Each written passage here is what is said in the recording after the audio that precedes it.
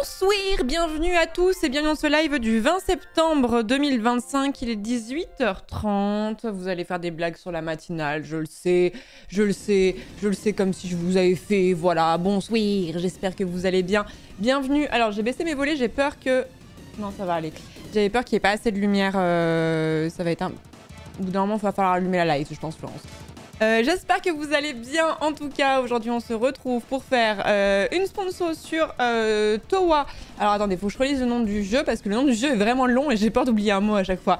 Towa and the Guardians of the Sacred Tree. Admirez mon bel accent anglais, n'est-ce pas? Que nous appellerons Towa pour des raisons de praticité, bien sûr. Ce soir, nous allons faire la découverte du coup de ce jeu. C'est un roguelite qui vient de sortir. Je suis en sponsor, hein, donc hashtag collaboration commerciale. Mais avant toute chose, nous allons discuter parce que ici, on va pas direct en fait au cœur du jeu. Hein. On se connaît, on fait un petit pré-live de entre une demi-heure et 2 heures en général. Et puis on voit, voilà. On voit. Merci en tout cas d'être là. J'espère que vous passez un agréable week-end. J'espère que vous n'avez pas trop chaud parce qu'à Montpellier, il y a des températures qui font que j'ai ressorti les shorts. Et oui. Donc j'espère que ça va et que vous n'êtes pas trop déprimé si vous avez l'impression que c'est déjà l'hiver aussi. Merci beaucoup Pyros pour le 14e mois de sub. Hugo pour le 2e mois de sub. Merci beaucoup. Pourquoi ma voix fait différente? J'ai l'impression que ma voix sonne pas comme d'habitude. Merci Skyfo pour le 3e mois de sub. Noutmosis pour le 14e mois de sub. Malouga pour le 22e mois. Ognouri, merci beaucoup pour le 7e mois également. Et Léa Katz pour le 34e mois. Vous trouvez qu'il y a une différence ou pas? Ou c'est que dans ma tête? Merci Léa Katz pour le 34e mois. Merci The Purple Guy pour le 9e mois de sub. Transfromage, merci beaucoup pour le 2e mois de sub. Patate Folle pour le 28e mois. Merci beaucoup Patate Folle qui va venir nous aligner au prochain stream, je pense. Ah non, remarque, je crois que le nombre de morts sur Elden Ring est à jour. Merci beaucoup Je s'appelle Route pour le 16e mois de sub. Jokai pour le 58e mois. Aetir, merci beaucoup pour le 3e mois de sub. Simnico pour le 66e mois. Merci beaucoup. Merci Spécial pour le 2e mois de sub. Alex Raccoon, merci beaucoup. Vous voyez, il va falloir que j'allume la light. Sinon, si ça fait des variations comme ça en permanence, on va juste péter un peu en fait. Hop. Merci Alex Raccoon pour l'année de sub, merci beaucoup. Merci Freya pour le 5e mois de sub. Le Commodore pour le 56e mois, merci beaucoup. Et merci à ceux qui ont sub pendant que je n'étais pas là aussi quand j'étais offline. Merci beaucoup Max Lam pour le Prime. Rombus pour le sub également. Nivis pour le sub également. Merci beaucoup. Bienvenue à vous trois. Merci beaucoup. Trop de cigarettes? Non, je fume plus. Je vapote, mais je ne fume plus des cigarettes. Quel est ce fauteuil vert dans le fond? C'est le fauteuil... Pourquoi c'est que la caméra a bougé? Normalement, on le voit. C'est le fauteuil vert Ikea, le Divling, là. Il est extrêmement confortable. Après, je vous conseille de l'essayer, mais... il existe en orange aussi. Il n'existait pas en orange quand je l'ai acheté. Il était vachement dur à trouver, d'ailleurs. À un moment, il était vraiment en constante rupture. Et un jour, miracle, je l'ai trouvé. Donc ça fait un effet bizarre parce que, je sais pas, sur mon retour, ça fait un effet bizarre, mais sachez que c'est un espèce de velours côtelé. Et il existe en noir, il existe en orange. Il est trop beau en orange, hein. Franchement, il est trop joli. Très contente que cette couleur revienne dans le design un peu plus. Franchement, j'adore le orange. Ça fait vraiment un côté lumineux, quoi. On peut te voir dedans, dans sa taille? Non. Non. C'est juste... vous avez les épaules, ça dépend, moi je fais 1m63, les épaules, elles dépassent un petit peu du fauteuil. Mais non, j'ai pas envie. Là, regardez, hop, quelqu'un a fait la démonstration, il est en version noire, mais c'est le même. Vous voyez? Voilà. Et tu peux vraiment t'asseoir de façon cosy en tailleur dessus, et ça c'est très important de pouvoir s'asseoir en tailleur dans un fauteuil. C'est un critère. C'est un critère. Salut à ceux qui arrivent en tout cas. Sympa mais à déconseiller avec un animal à poil. Bah, après en manière générale, quand tu as un intérieur et que tu veux choisir des trucs de déco ou quoi que ce soit, quand tu as un animal de compagnie ou des enfants, tout est proscrit. Donc au bout d'un moment, soit tu décides de t'en battre les couilles et de faire quand même les choses, soit... Donc moi je dis au pire au bout d'un moment, bon. C'est vrai que si vous avez un chat blanc et que vous prenez la version noire, vous êtes joueur, vous êtes aventurier quand même, mais bon. Merci Elarcis pour le 27e mois, merci beaucoup, c'est gentil. Merci Shori pour le 39e mois, Pyros également pour le 14e mois, Hugo14, merci beaucoup pour le 2e mois de sub, Skyfo pour le 3e mois. Oui, j'avais déjà remercié, je crois. C'est bon, je crois que je suis à jour. Hein.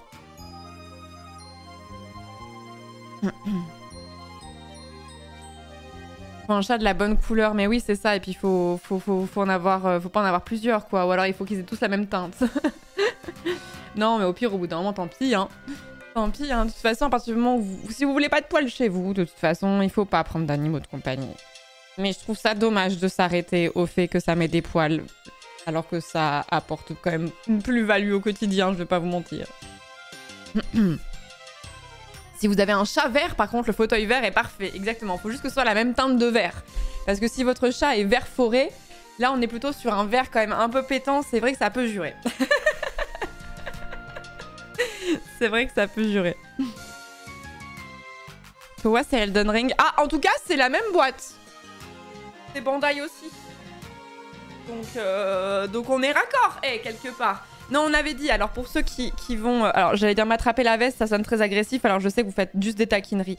Lors du The Event 2025, j'ai passé un palier où je ne devais jouer qu'à Elden Ring jusqu'à ce que je le termine.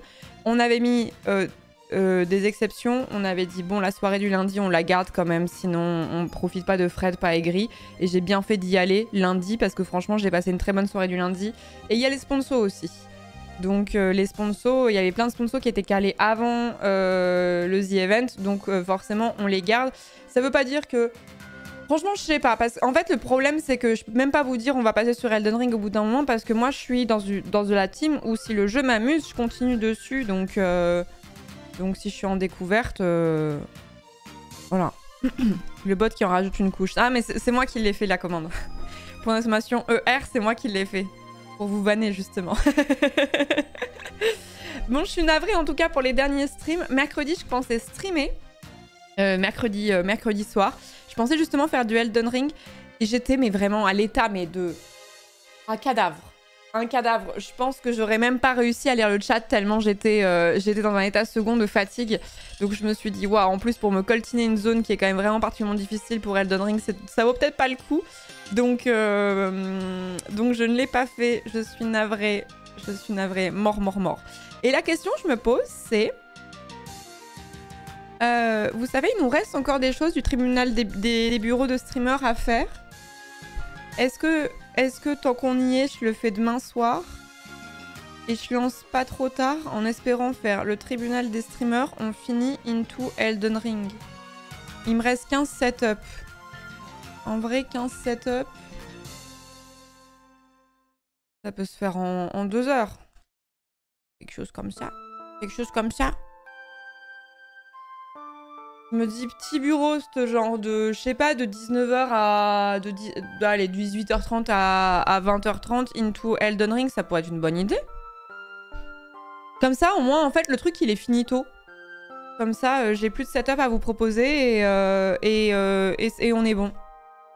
Sachant qu'il y avait des gens qui m'avaient envoyé leur setup genre le jour du The Event ou je sais plus quoi, et ceux-là ils n'ont pas été pris en compte. Parce que j'étais un peu en mode en train de faire mes réglages et du coup j'étais un peu en mode this is too late, I'm sorry. Mais du coup, demain finir le tribunal des bureaux, ça vous tenterait ou pas? Il nous reste le thé aussi, Florence. Ouais mais je pense pas le finir ça. Je pense pas le finir.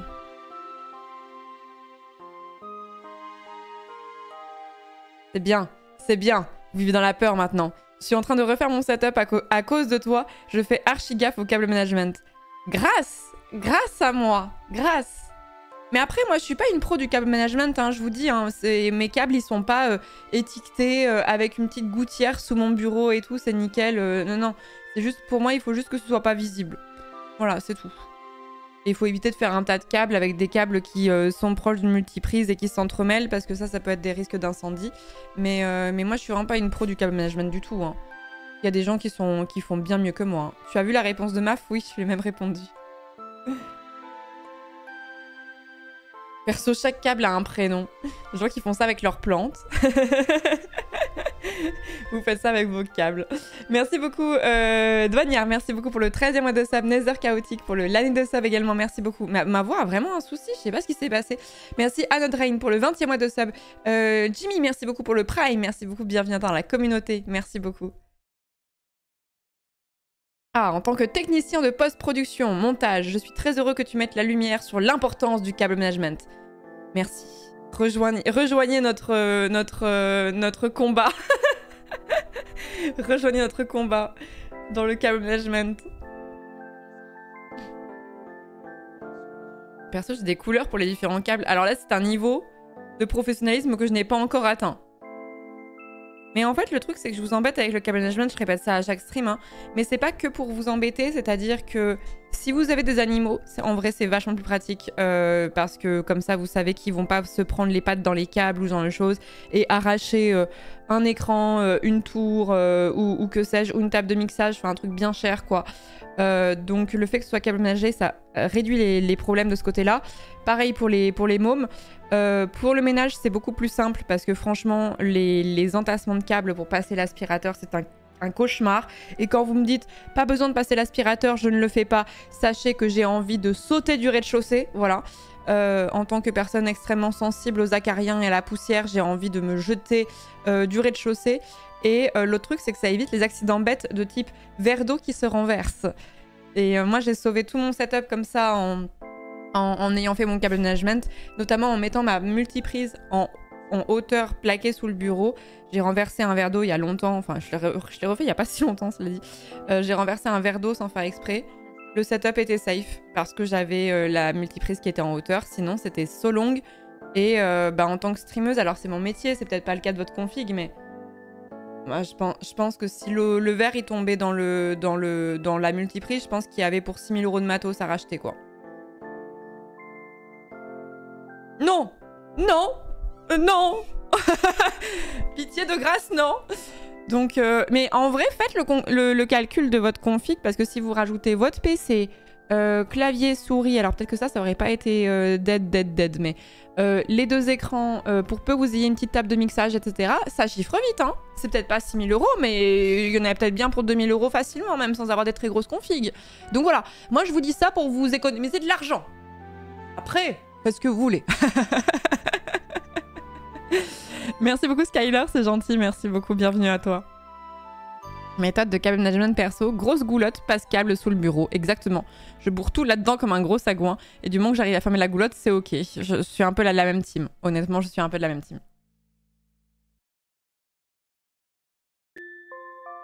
Parce que sachez qu'en tout cas, en tout cas, moi, la façon dont j'ai fait mon câble management, ça m'a pas coûté grand-chose. En termes d'accessoires et tout, j'ai acheté une espèce de un petit rail pour mettre ma multiprise en hauteur avec des petites pinces là qui se fixent sur le bureau. Et après, les serre-câbles, ça coûte que dalle. Les petits scratchs pour attacher les câbles, ça coûte que dalle.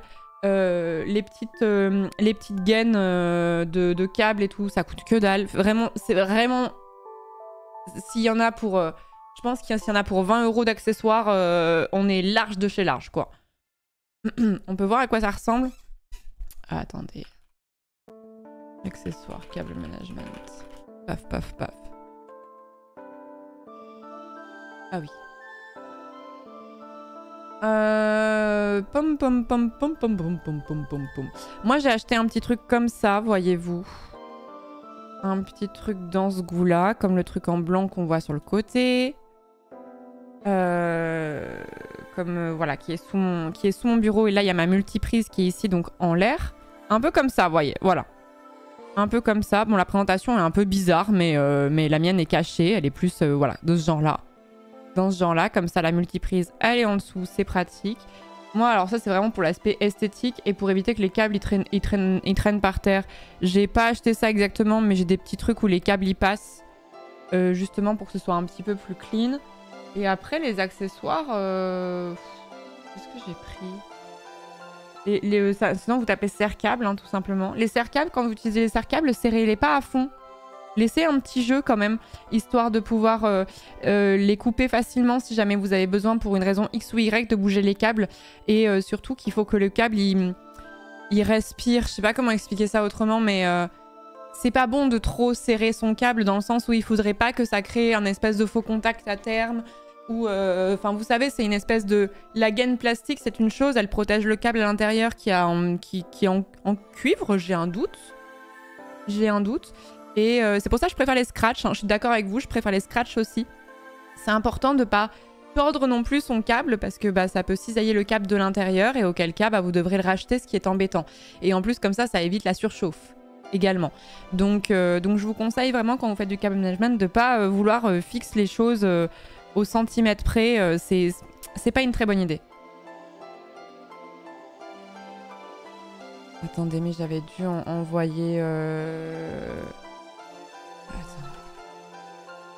J'avais envoyé des trucs à... Des accessoires à des gens, mais je sais plus ce que c'est... à qui c'était.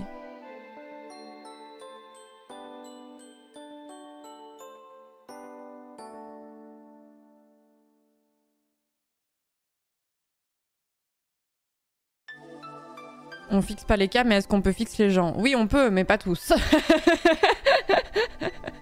Orim, par exemple, we can't fix Orim. Pour ceux qui voient pas à quoi ressemblent des serre-câbles, c'est ces petits bitouillous là. Moi, je préfère vraiment les scratch, mais après, vous faites ce que vous voulez. C'est juste des conseils. Vous voyez, en gros, c'est un espèce de truc en plastique et quand tu le serres, tu peux pas revenir en arrière.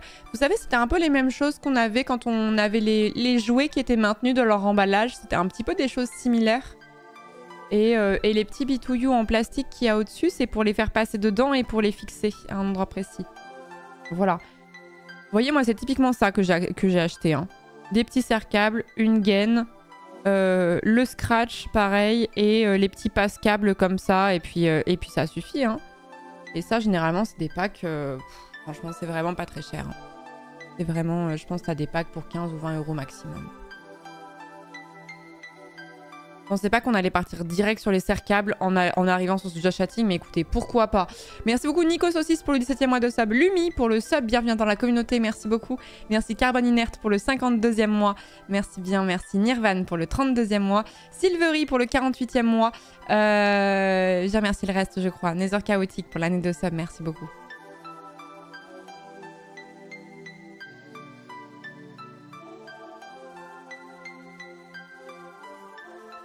Je déménage dans quelques semaines.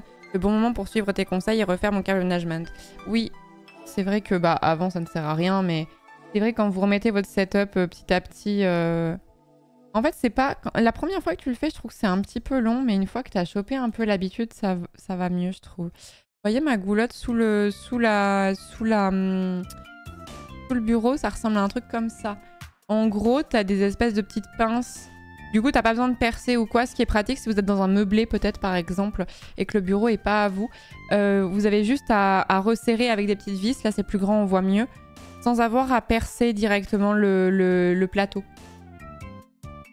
Voilà. Par contre, ce qui est pénible, c'est si vous avez un vieux bureau avec qui n'est pas une table vraiment, mais il y a un fond à votre bureau, il y a une plaque qui permet de maintenir le fond, c'est moins possible. Et ça, c'est le problème des bureaux, de certains bureaux. Il y a des fois où c'est pas possible de faire ça. C'est un peu drôle le mot goulotte. Oui, je le trouve mignon.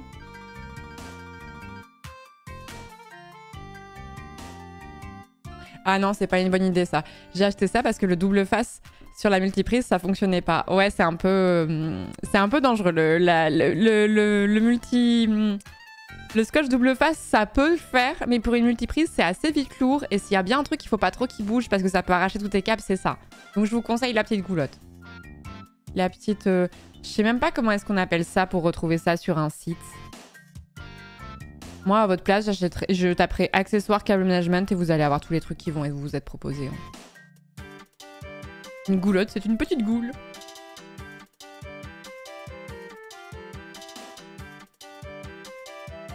Ah, vous appelez ça un passe-câble, ok. Chemin de câble, ok, bon bah voilà, vous avez vos mots-clés.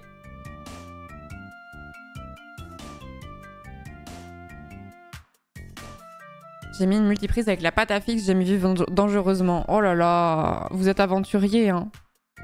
Moi, il y a des choses que je tenterai pas. Après, bon...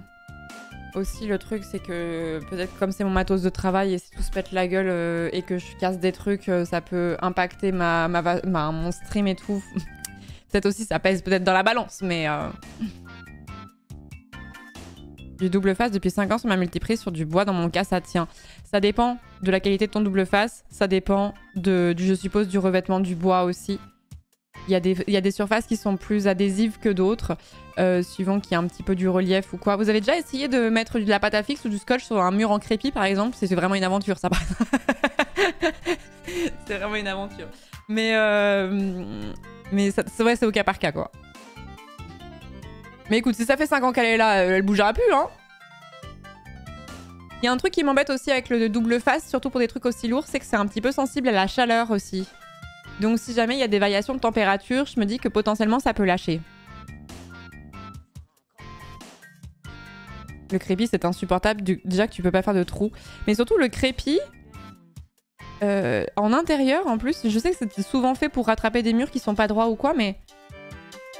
Comment tu peux te faire mal si tu prends le mur un peu trop, si tu prends comme moi des virages souvent un peu trop étroits et que tu vraiment t'es tout griffé sur le bras parce que t'as longé trop près ton mur. Non, après t'as l'air d'un con et tout, il y en a marre. Ça m'est arrivé tellement de fois. Ça m'est arrivé tellement de fois. Merci beaucoup Devodera, je suis pas fière hein, mais la blessure nulle hein, mais... Merci Devodera pour le 8e mois de sub, merci beaucoup. Merci G2L pour le 5e mois de sub. Kiki le Champi pour le 11e mois. Pelaxac, merci beaucoup pour le 33e mois, merci beaucoup. Et puis c'est super moche, c'est un animal, les poils restent collés sur le mur, c'est un enfer, ouais. Généralement c'est de la réparation pour cacher un peu... Ça on se sait, hein, ça c'est les propriétaires qui veulent pas trop rattraper un mur. Il y a peut-être eu un dégât des eaux en dessous, que sais-je, et du coup ils font un espèce de vieux crépi dégueulasse pour cache-misère. En se disant comme ça fait clean. On la connaît la technique. Vous avez évoqué le range-manette sous le bureau. Ah non, on pourrait, ouais, mais moi j'en ai pas, j'avoue.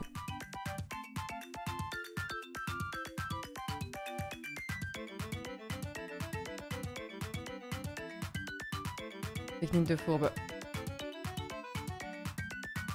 C'est ça le crépi, cette idée brillante de « j'aimerais que mes murs me blessent ». Mais oui, mais c'est dangereux d'être chez toi, quoi. C'est vraiment, c'est quelque chose.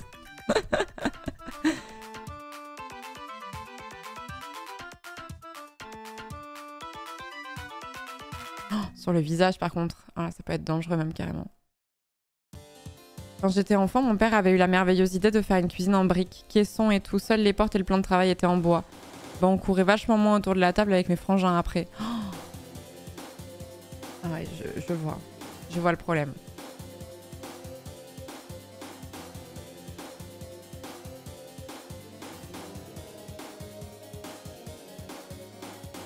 Le crépi blanc chez mes darons qui a pris la trace de chien qui passe avec le temps. Oh, ça me fait penser à une anecdote trop nulle. Alors, pour ceux qui ne le savent pas, j'ai dû quitter mon ancienne maison parce que mon propriétaire a récupéré sa maison pour la filer à des gens de sa famille, ce qui est quelque chose de légal.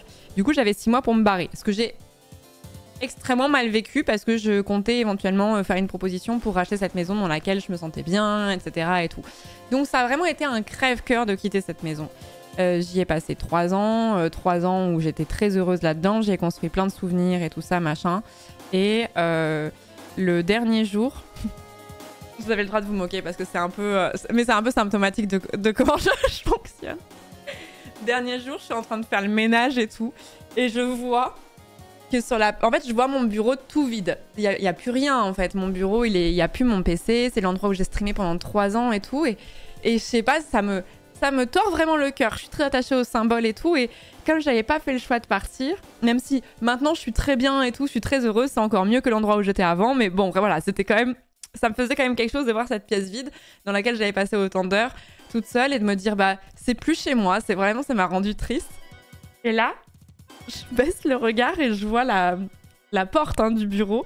Et en fait, je vois qu'en bas, il y a une trace le long de la porte. Et en fait, c'est vraiment pile poil l'emplacement où Oliver mettait sa truffe pour rentrer dans mon bureau. Donc en fait, tu voyais vraiment la porte était immaculée. Il y avait un endroit où il y avait plein de traces de truffes d'Oliver qui poussait la porte pour rentrer. Trop cute. Je me mets à pleurer.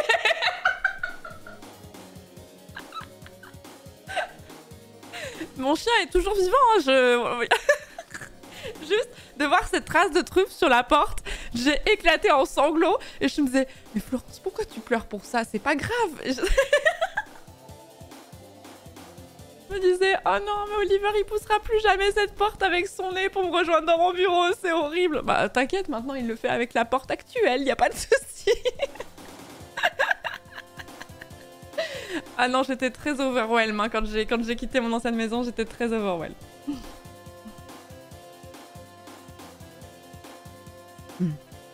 Non, c'est mon chien, Oliver. Les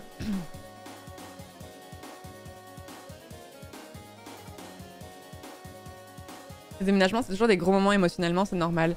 Moi, je l'ai pleuré vraiment dans... Je sais plus combien d'apparts j'ai fait. J'ai pleuré pour tous les apparts que j'ai quittés. Sauf un seul, qui était Florence. Qui a fait... Mais une... Je sais pas, j'étais folle ce jour-là, je pense. Je venais de Clermont-Ferrand, j'avais trouvé un stage à Paris. Je me faisais loger chez une pote temporairement, le temps de trouver un appart en région parisienne, etc. Et comme je faisais juste un stage, j'avais pas giga le temps de faire des recherches approfondies et tout ça. Et je me dis, j'ai pas de thunes, donc qu'est-ce que je vais faire? Tiens, je vais prendre une coloc. Ça pourrait être pas idiot sur le principe, mais qu'est-ce que je fais? Je me mets en coloc avec un mec que j'ai jamais vu. Enfin, je l'ai rencontré la fois où voilà, on s'est juste vu pour voir l'appart, etc. et tout. Mec que je connaissais pas, qui avait 10 ans de plus que moi. Et le fou, ouais, j'en ai déjà parlé, ouais, il était zinzin celui-là. Voilà, et évidemment, ça ne s'est pas très bien passé. Là, franchement, j'ai pas pleuré quand j'ai quitté cet appart, j'étais juste soulagée. C'est le seul. Tous les autres apparts, j'ai pleuré de fou. À chaque fois, j'étais en mode... En fait, c'est la fin d'une époque, quoi. En fait, à chaque fois, c'est trop stupide. J'ai l'impression d'abandonner mes souvenirs dans l'endroit que je suis en train de quitter. Alors que non, c'est pas vrai. Tes souvenirs, tu les gardes avec toi et voilà. Et quand tu retombes sur des photos, t'es pas... Voilà, ça te rappelle plein de souvenirs et tout ça. Mais à chaque fois, ça me rend triste. J'étais en coloc avec ce gars pendant 4 mois. 4 mois, je crois, un truc comme ça. Oh là là. Mais il y en a plein qui connaissent pas la situation, mais en gros, c'était un mec qui avait une dizaine d'années de plus que moi, qui tous les matins, il me lorquait comme ça, là. J'aime bien ce que tu portes aujourd'hui. C'est sexy.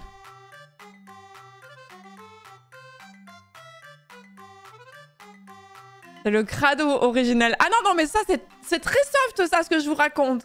C'était très soft. C'était très ok. Attendez, le pire n'est pas là. Le pire n'est pas là. Le pire, je le re-raconte parce que vous êtes beaucoup à pas forcément avoir une anecdote. Ça fait longtemps que je l'ai raconté. C'était l'une des personnes les plus crades que j'ai vues de ma vie. Dans le sens où il nettoyait pas sa vaisselle et il y avait un écosystème dans l'évier. En vrai, je pensais que quand les gens disaient « Oh là là, dans l'évier, il y a un écosystème qui s'est développé et tout », je pensais que c'était une image. Je pensais que c'était un peu une formulation... pour dire que c'était un peu crado. Mais je pensais pas, comment dire, quelle naïveté. Je pensais pas que si tu laissais vraiment trop longtemps ta vaisselle sale, il y avait vraiment un écosystème qui se développait. C'était pas seulement une formule pour dire « Oh, quand même, t'abuses un peu ». Vous voyez ce que je veux dire? Donc... Ouh. Voilà, il y avait vraiment, il créait de la vie, quoi. Il créait, voilà, la vie trouve toujours un chemin. C'est là où j'ai compris que, effectivement, les champignons pouvaient se développer dans un évier sale, quoi. Ce que je n'avais jamais vu de ma vie, en fait. Est-ce qu'il a pissé dans l'évier? Oh, franchement, je serais pas étonnée. Je serais pas étonnée qu'il ait pissé dans l'évier. Vraiment, vu le gars. Un faiseur de miracles, finalement. Donc, il y avait ça. Donc il y avait la vaisselle crado, il y avait le fait qu'il fumait à l'intérieur. Alors moi, j'ai toujours... Enfin, non, j'ai pas toujours été fumeuse, mais même quand je fumais des clopes, je n'aimais pas... Autant la cigarette électronique, ça a une odeur du goût que tu mets, quoi. La menthe, le fruit rouge, caramel, enfin voilà. La clope, non. Donc, fumer en intérieur, vous faites ce que vous voulez chez vous, mais pour moi, c'est no way. No way. Dans le sens où quand j'étais fumeuse, j'allais sur mon balcon, je me mettais à la fenêtre, je descendais éventuellement dehors ou quoi, mais je ne fumais pas à l'intérieur, fenêtre fermée. Impossible. Bon, lui, il fumait énormément, fenêtre fermée et tout ça, genre... bon, voilà. Et avec des standards qui traînaient partout. dans la cuisine. Genre un standard dans une cuisine. Je trouve que le standard, c'est l'un des trucs les plus dégueulasses qui existent. Et vraiment, je dis ça, j'ai été fumeuse. Genre vraiment, j'ai... Bon. C'est pas possible. Mais alors, le highlight, hein, vraiment, c'est qu'il fumait aux toilettes. Et là, il va falloir que j'explique pour ceux qui ne sont pas fumeurs. Quand vous avez une cigarette, elle se consume au petit à petit, vous voyez. Et donc, il y a de la cendre qui se crée. Et ce qu'on appelle cendrer, c'est tapoter comme ça pour que la cendre, elle tombe. Pour pas qu'elle tombe toute seule, vous voyez. Bon, on appelle ça cendrer. Donc, normalement, tu cendres dans un cendrier ou... Enfin, voilà, tu trouves une solution. Lui, il cendrait... Il fumait sur les chiottes, là, comme ça. Hein. Et il cendrait à côté des toilettes. Quelle ne fut pas ma surprise un jour d'aller aux toilettes et de découvrir qu'il y avait une tonne de cendres autour de la cuvette. Mais monsieur, les WC, c'est censé être une safe place, quand même.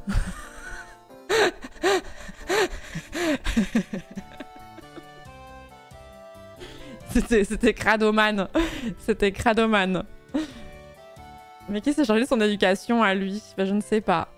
Et donc voilà, donc je vous passe aussi tout le moment où je me suis commencé à me sentir un peu en insécurité constante parce que il me faisait des sous-entendus et tout ça. Et alors le highlight, hein, c'est vraiment que j'avais une espèce de chambre qui ne... Je l'ai suspecté pendant longtemps de fouiller dans mes affaires. Et j'avais mis en place plein de petits stratagèmes et tout pour checker s'il rentrait dans ma chambre. Et effectivement, il y avait des fois où oui, il était rentré, des fois non. Et en fait, je me souviens d'une nuit où il faisait extrêmement chaud. Donc, je dors en culotte. Parce qu'il fait vraiment une température vraiment d'été parisien où tu meurs, quoi. C'est la canicule, quoi. Et le mec est rentré dans ma chambre en plein milieu de la nuit. Et après, il m'a fait croire qu'il avait une crise de somnambulisme. Il ne m'a pas... Tiens, à vous rassurer, il m'a pas touché ou quoi, hein. Il m'a pas touché ou quoi. À ce moment-là, j'ai fait en mode, je ne dors plus jamais chez moi. Et j'ai juste dormi chez des potes jusqu'à trouver un nouvel appart. J'étais en mode, run, run, run, run. Il faut courir maintenant. Aïe, aïe, aïe.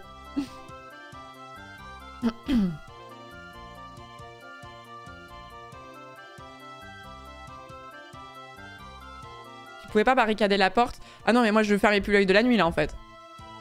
Des super souvenirs en tout cas. Donc quand j'ai quitté cet appart, je n'ai pas pleuré. J'étais même plutôt contente. C'est qui ce mec? C'était mon ancien coloc avec qui j'étais en coloc pendant 3-4 mois. Et qui m'a menacé sur la fin aussi quand je me suis barrée. Il voulait que je lui file de l'argent, etc. Et tout. Il m'avait menacé. Genre j'avais dû y aller avec un pote et tout. Genre c'est vraiment une grosse histoire quand même. J'aurais pu pleurer de joie. J'ai peut-être pleuré de joie.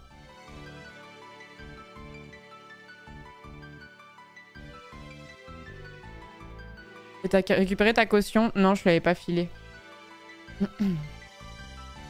Mais après, les colocs, ça peut bien se passer, hein. C'est juste, j'ai été stupide, en fait, de me mettre en coloc avec quelqu'un que je connaissais pas du tout. Et d'autant plus en étant une petite meuf avec un gars qui avait 10 ans de plus que moi. Mais juste, j'étais en dèche, quoi. J'avais pas de budget pour me loger et tout ça. Donc, j'étais en turbo galère. Et du coup, j'avais pas l'apanage du choix, je vous avouerai.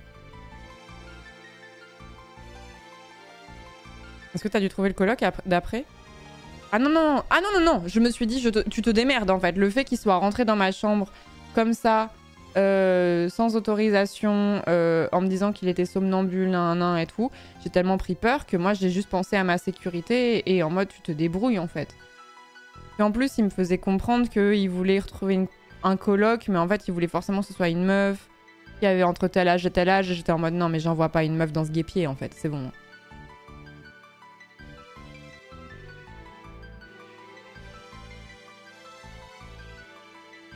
Le proprio n'a rien fait, mais j'avais pas les contacts avec le proprio. Vous savez, c'était un peu les colocs à la schlag, tu sais, c'était pas en mode...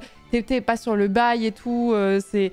Du coup, tu peux pas déclarer les APL parce que t'as pas de bail à prouver. Enfin, tu sais, c'est en fait, il fait de la sous-location et en fait, c'est de la colocation, mais c'est pas une vraie colocation. Vous voyez ce que je veux dire?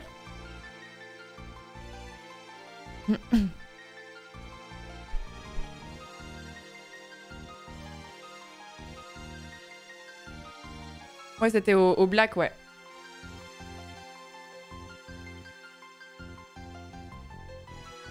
Mais c'est vrai, hein, ça. Hein. Règle de coloc, si vous ne connaissez pas les gens. Un bail par personne non négociable, la chambre doit fermer à clé. Ouais. Oui, c'était une sous-loc qui n'était pas déclarée. Du coup, je pouvais pas toucher les APL, j'étais dans la sauce, j'avais rien, quoi. Mais c'était la galère, hein, franchement. Quand t'es étudiant et que tu dois te loger avec juste une indemnité de stage, t'es dans la merde, hein. T'es dans la merde, hein, franchement. C'était toute ma paye, elle passait dans le loyer, hein. C'est à ce moment-là où j'étais heureuse d'avoir fait des économies dans le passé avec mes petits jobs étudiants, etc. pour pouvoir acheter un truc, parce que sinon c'était fini, hein. Mais bref, tout est bien qui finit bien maintenant, mais sur le coup, ouais, j'avoue que c'était une expérience de coloc pas ouf. Moralité, les colocs mixtes, pourquoi pas, mais avec quelqu'un que vous connaissez un minimum. Et je pense que dans ces cas-là, c'est mieux d'avoir une parité dans la coloc, en vrai. Maintenant, si je devais me remettre en coloc, je pense que ce serait qu'avec des meufs, hein. Franchement, ça m'a trop... Merci beaucoup Ayolive, merci beaucoup pour le 10e mois de sub, merci beaucoup, merci Géronto Bibel pour le 5e mois. Noctoassure, merci beaucoup pour le 36e mois, merci beaucoup.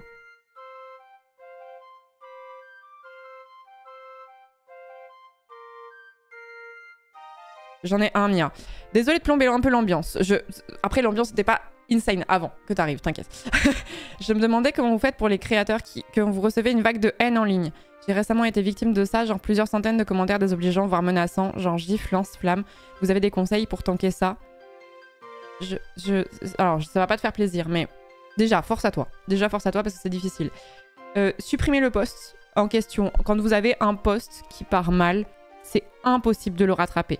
S'il a été interprété d'une certaine façon et qui tourne dans certaines sphères, vous n'avez pas le choix. En vrai, il faut le delete. C'est le plus simple. En fait, ça va tuer un peu dans l'œuf les interactions. Les gens pourront moins facilement vous retrouver si ça tournait sur des réseaux, ce genre de choses. Donc, on delete le post. On passe en privé. Je sais pas sur quel réseau social c'est. Si c'est Twitter, mets ton profil en privé. Si c'est Instagram, mets ton profil en privé. Et en fait, delete du post plus privé, ça va déjà un peu calmer le truc de base. Mais en fait, c'est pas cool parce qu'en fait, c'est des solutions pour te protéger toi et ce serait pas forcément, je sais pas quel était l'objet du conflit, mais c'est chiant de se dire que c'est à toi de t'écraser et tout delete et de disparaître entre guillemets alors que c'est pas toi la personne fautive, quoi.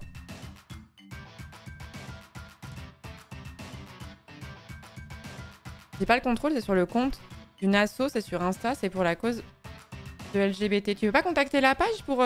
C'est une page anti-LGBT ou pro-LGBT?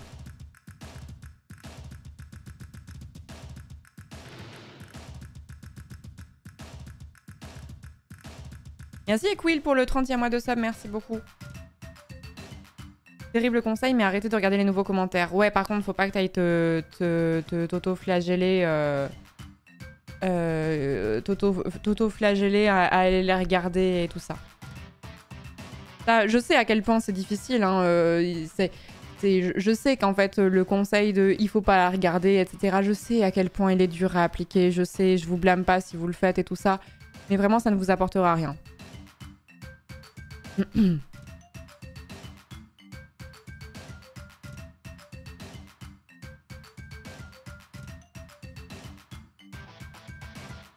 Si ça vient de quelqu'un d'autre, faut pas hésiter à signaler sur Pharos. Alors je suis d'accord sur le principe, mais on sait que les moyens derrière Pharos, au secours quoi. Au secours. En gros, c'était une vidéo sur la diversité, j'apparais dessus parce que j'étais dans cette asso à ce moment-là, en tant que personne trans, et c'est parti du mauvais côté de l'algorithme. Je suis partie de l'asso en de pas très bons termes, et c'est sur le compte d'un influenceur, donc zéro contrôle. Oh, je m'armire. Mais tu peux pas demander à... En fait, j'ai du mal à comprendre si l'influenceur qui a reposté ça, il est anti ou un truc comme ça.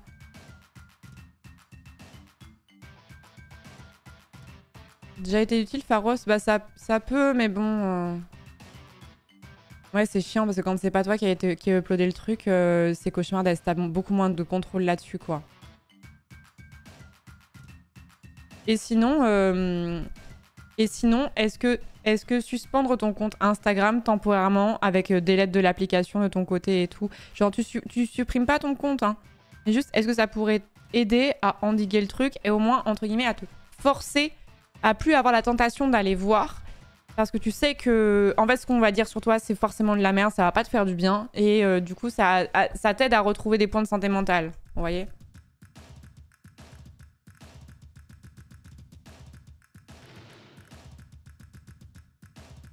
Ah, mais ça, c'est sur le principe.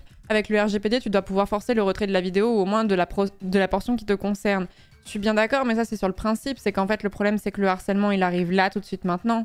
Et peut-être que dans 3 jours, il sera terminé, mais le temps que ce soit traité et que ce soit retiré en temps et en heure, ça va pas être dans l'heure, quoi. Hélas. Ah, pour ceux qui savent pas ce que c'est que Pharos, ouais, c'est une plateforme du gouvernement pour signaler du contenu illégal.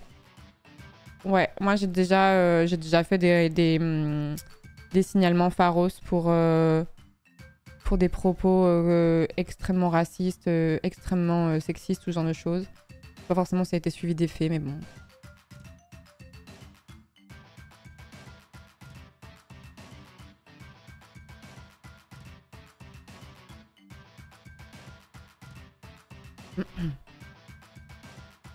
En vrai, je pourrais, mais ça reste un peu flippant parce que franchement, les trucs en mode menace de mort, c'est un peu flippant à chaque fois que je sors, quoi.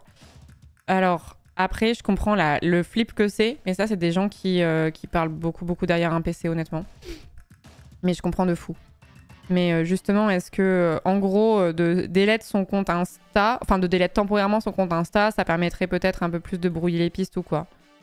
J'ai l'impression d'être useless as fuck. Le problème, c'est que si on avait trouvé une solution miracle contre le harcèlement, on le saurait déjà. Force à toi, en tout cas. Le seul truc, c'est que... Le seul conseil que je te donnerais, c'est n'essaie pas de te défendre dans les commentaires ou quoi, ou de ce genre de choses. Enfin, ça ne servira à rien. Ça va juste te faire perdre des points de santé mentale et c'est tout.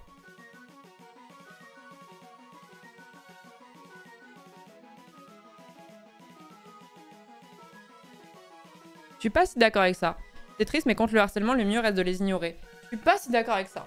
Parce que franchement, il y a des influenceurs, notamment des influenceuses qui ont pris turbo tarif niveau harcèlement. Et vous savez ce qui les a calmés? Un procès.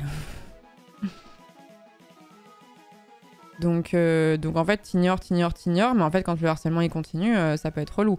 Alors après, vous dites pas que la plupart des gens qui se font harceler sur les réseaux, en fait, le truc, c'est que... une polémique en chasse une autre. Donc en fait, vous allez être une cible pendant quelques temps par un poste et après les gens ils vont passer à quelqu'un d'autre et du coup ils vont vous oublier et du coup vous n'allez pas forcément partir sur du harcèlement sur des mois et des mois et des mois. Ça ne veut pas dire que ça n'arrive pas, hein. Mais je veux dire la plupart des gens qui... C'est un moment qui est très difficile à passer, mais c'est pas pour des années quoi.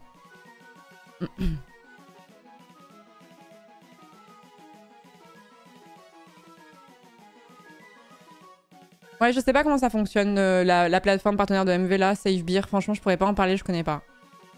Oui, tout à fait, Copa.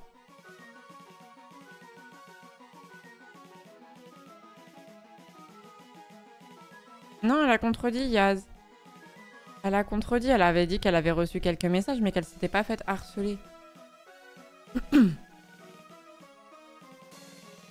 C'est ce que j'ai compris de son tweet, en tout cas.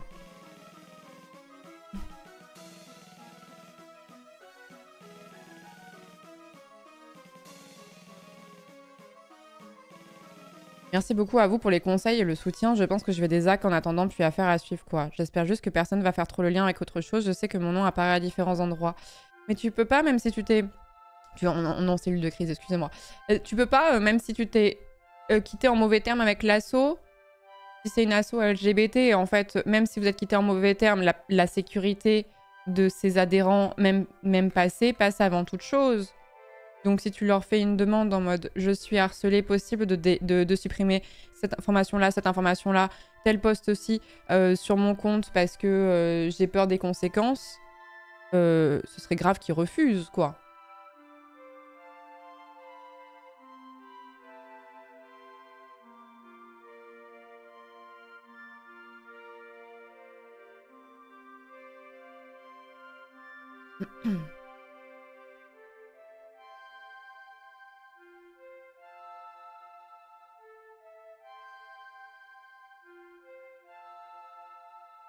Il y a des filtres par IA pour les messages gênants. Je sais pas.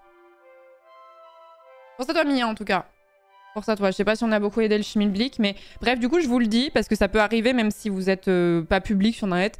Des fois, il arrive que vous fassiez un tweet et que ça tourne un peu en eau de boudin et tout ça. Et en fait, mon conseil d'expérience, c'est si votre post a été mal interprété, ça m'est vraiment arrivé.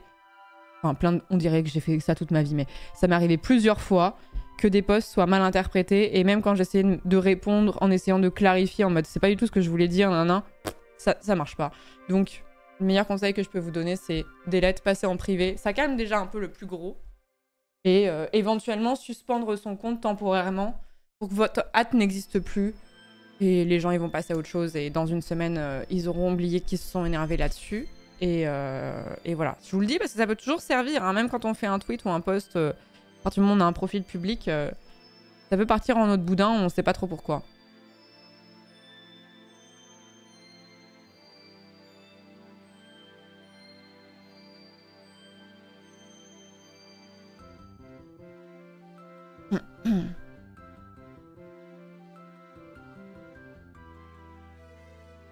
Mais comment tu peux avoir le temps de propager autant de haine? Genre ces gens-là n'ont rien d'autre à faire? Bah non. Bah tu peux pas être très heureux dans ta life à partir du moment où t'attrapes la veste des gens sur les réseaux sociaux comme ça de toute façon. Moi c'est ce que je me dis.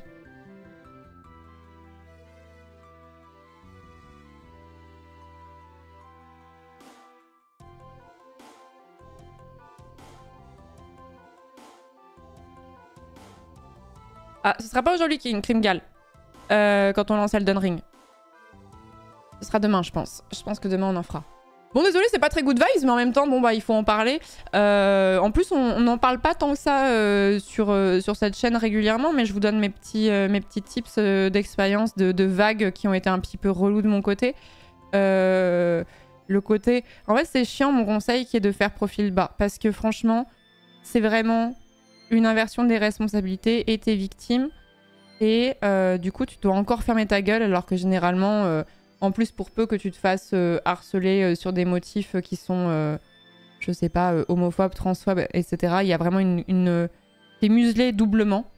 Mais je dis plus ça pour préserver votre santé mentale plus qu'autre chose. Mais c'est chiant parce que c'est vraiment la double peine, en fait.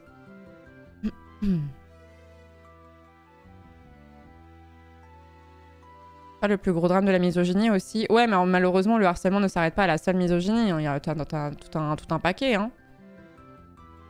C'est quoi l'histoire? Non, il y avait quelqu'un dans le chat qui expliquait si la personne, si on avait des conseils en matière de harcèlement pour essayer réussir à tanker une situation où la personne se fait harceler sur les réseaux suite à un post.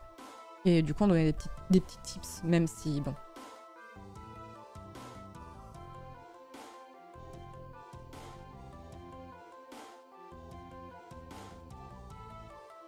Sinon, choisir un réseau social adapté. Lequel? Lequel? Quel réseau social est intact de harcèlement? C'est vrai que si on faisait si on les rankait, Twitter est au sommet de la pyramide de la toxicité. En dessous, on mettrait Mastodon. Oui, mais Mastodon, il est pas toxique parce que vous êtes 3. Donc c'est normal. Pardon, je vous taquine, mais bon. C'est plus facile un réseau social pas toxique s'il y a personne dessus, quoi.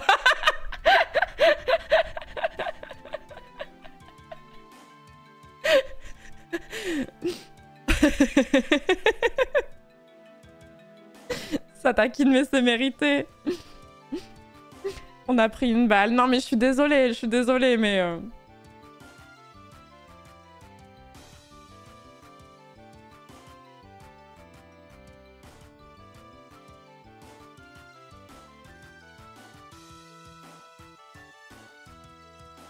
Ça avance sur les limites de la chaîne. Alors oui, tout à fait. Ah oui, je vous l'avais dit. Je vous l'avais dit sur un sujet un peu plus gai, mais je vous avais dit. On avait atteint le palier des 500 000 € sur le The Event et en fait j'avais plus de palier. Du coup je l'avais un peu rajouté à la sbeul en mode 600 000 €, on fait le rename de la chaîne pour de vrai. Et on n'avait pas atteint les 600 000 € mais j'avais dit putain vous avez tellement été là pendant le The Event, vous avez tellement été généreux et tout ça que je trouve que allez on le valide, allez on le fait quand même si on n'a pas passé exactement le palier genre on mérite quoi. On mérite. Et du coup, oui, j'ai commencé, j'ai envoyé des messages là, cette semaine, on est samedi, cette semaine pour entamer les démarches et tout en ce sens. Et ça progresse bien. Ça progresse bien. Voilà. Je vous dirai quand ce sera vraiment effectif. Voilà, mais j'ai tenu ma promesse. Le mérite n'existe pas, mais là, vous avez mérité. Là, vous avez vraiment mérité.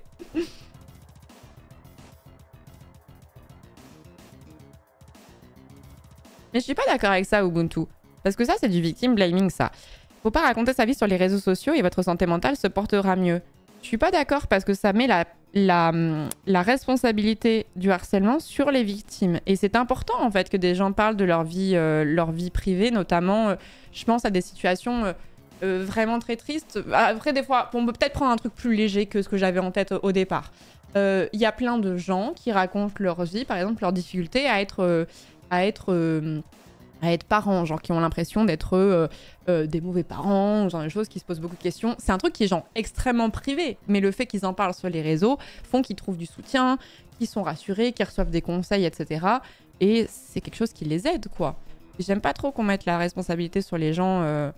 Bah en fait, tu te fais harceler parce que t'as raconté tel truc, et en plus c'est faux de penser qu'on est forcément harcelé pour des questions de vie privée en plus. Puis des fois, la vie privée, tu peux pas gommer qui tu es non plus, tu vois. Si c'est ton physique, en plus, bon...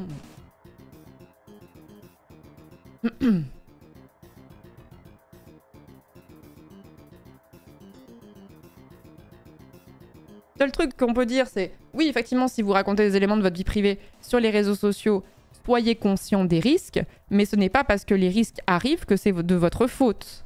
Et que vous avez bien mérité ce qui vous arrive. Jamais de la vie. Jamais de la vie. Être une femme, ça suffit, donc bon, voilà, exactement. Pas tout de suite, Billy. Pas tout de suite. Un lièvre à la fois. Enfin, déjà, je course plusieurs lièvres, là déjà, donc l'ADA, ça arrivera un peu plus tard. Merci Tao Sky pour le 44e mois de sub, Doko pour le 8e mois, Darak pour le 5e mois de sub, Ziakor, merci beaucoup pour le Prime, Pyrrhus pour les 6 prochains mois, merci beaucoup. Je sais plus si j'ai remercié. Merci beaucoup Runcy pour le 2e mois, Equil pour le 30e mois, Obiknabi pour le 41e mois, Ayolive pour le 10e mois de sub, Alain Proust, merci beaucoup pour les 120 bits, merci bien.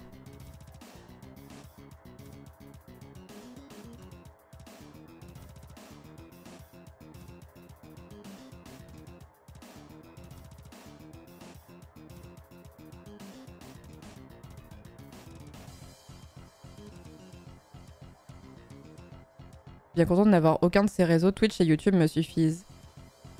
Ouais, après, il y a des fois où il y a des... Ça dépend de tes thématiques, en fait. Il y a des thématiques que tu peux trouver que sur les réseaux sociaux. Hein. C'est des trucs assez spécifiques ou quoi.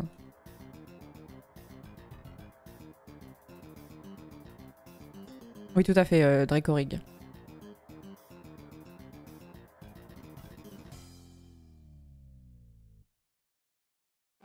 Oui, voilà, c'est ça. Je vous conseille de pas exister sur Internet, sinon vous l'avez un peu cherché quand même. Oui, c'est pour ça que j'ai relevé le message en disant que je suis vraiment pas d'accord avec ça.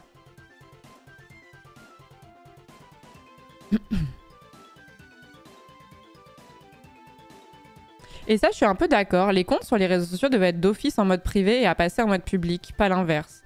Oui, donc c'est-à-dire que par défaut, ton truc est en privé et qu'il passe en public seulement si tu le souhaites. Mais ça n'a aucun intérêt pour les plateformes. Parce que ce qu'elles veulent, c'est le plus d'utilisateurs publics qui va faire du coup de l'engagement, forcément. Je saurais si les plateformes souhaitaient, avaient de bonnes intentions.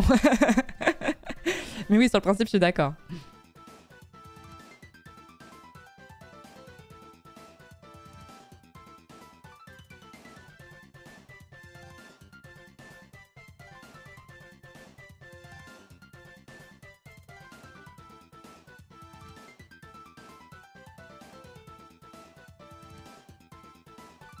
À l'époque, Facebook, c'était par défaut partagé avec mes amis, non? Tu pouvais le passer en public si tu voulais. Je suis pas sûre. Je me demande si Facebook, par défaut, tout n'était pas public, justement. Et c'était pas public, c'était amis et amis d'amis compris. Parce que je vois beaucoup de gens très peu... Je me souviens aussi de gens très peu à l'aise sur les réseaux sociaux qui ne checkaient pas les paramètres de confidentialité et qui du coup laissaient leur profil au tout venant et que c'était plus la norme que les gens qui étaient en full privé. Je parle vraiment du tout début de Facebook. Maintenant, je sais pas comment c'est par défaut. Hein.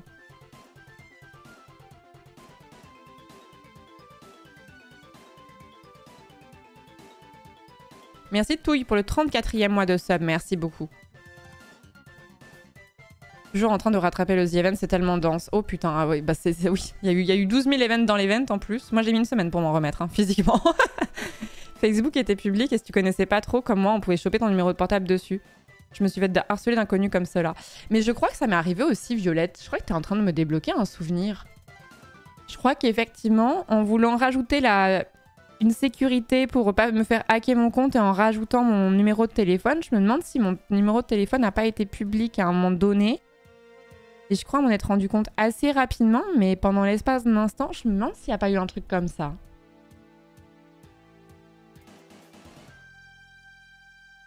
Il y a encore des gens qui créent des comptes Facebook. Ah, Facebook, c'est un peu un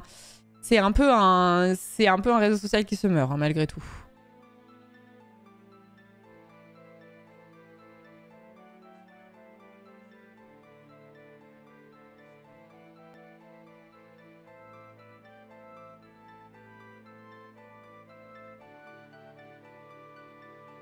Tu sais pourquoi, Silendil? Facebook, c'est effrayant. Je n'y vais jamais, j'ai personne de mon taf en ami et ça me propose quasi que des gens de mon boulot. Parce que il me semble que Facebook recommande comme ça à partir du moment où vous êtes connecté au même réseau Wi-Fi. C'est pour ça qu'en fait, on te les propose. Il me semble que ça passe par le réseau Wi-Fi et il capte les informations comme ça et c'est pour ça qu'il t'envoie vers ces recommandations-là. Il me semble. Contredisez-moi si je dis de la merde. Oui, j'ai avancé, Foxgear. J'avance doucement, mais j'avance. Rempli d'IA en plus Facebook. Oh, c'est terrible. C'est terrible. Franchement, à chaque fois que je vais sur Facebook, c'est rempli d'IA. Et c'est que des vieux. C'est que des gens de 60 et plus qui font en mode « C'est vraiment incroyable quand même !»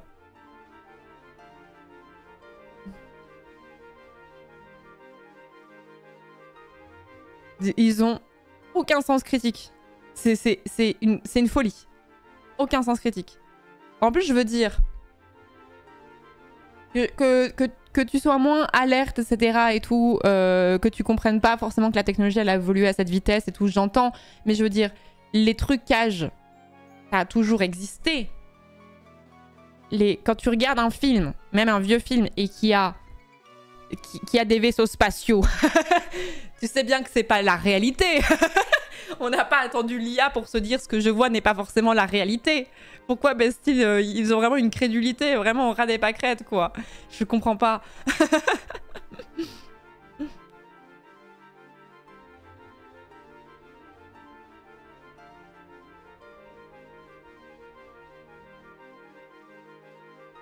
Les posts du Parisien sur Facebook, c'est pépite niveau boomer. Ça, il y a un truc à chaque fois que ça parle d'un influenceur sur Facebook, même très connu. Alors, je dis influenceur, mais ça ne se limite pas aux influenceurs seulement. Ça peut, en gros, c'est tous les artistes qui ne sont pas les gens de leur génération, qui ne sont pas Audiard, qui ne sont pas Aznavour, qui ne sont pas Coluche, qui ne sont pas ce genre de personnes.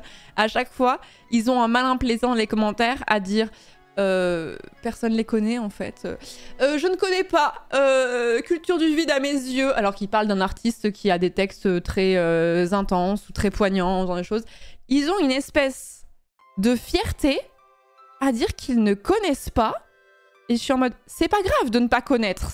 C'est pas grave. Mais pourquoi est-ce que tu en tires une espèce de fierté de cuistre comme ça pour passer aux yeux du monde entier comme par un bouffon, en fait, pour un bouffon.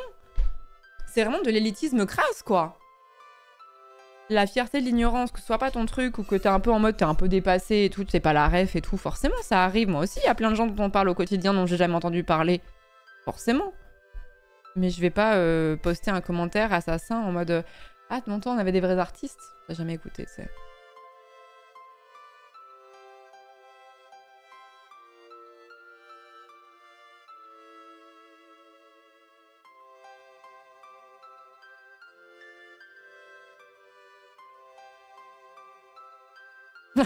Mon daron qui a lâché à propos de Taylor Swift qu'on parlait d'elle parce qu'elle sort avec un sportif. Sure. Sure. C'est ça. C'est ça.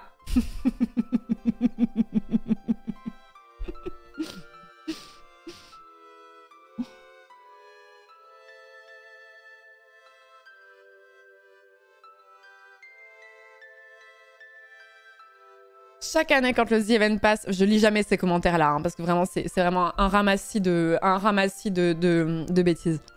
Mais je suis d'accord avec toi, Damien. Chaque année, quand le The Event passe, plein de vidéos de médias qui disent les streamers ont levé ton. Les commentaires, personne sait qui sont ces gens. Ça me fait rire parce que si personne savait qui vous êtes, vous le voyez à 16 millions en fait. Faut réfléchir. Mais oui. Mais en fait, ce n'est pas grave, cette génération ne nous connaît pas. Je n'en fais pas un espèce de en mode quoi, vous savez pas qui je suis.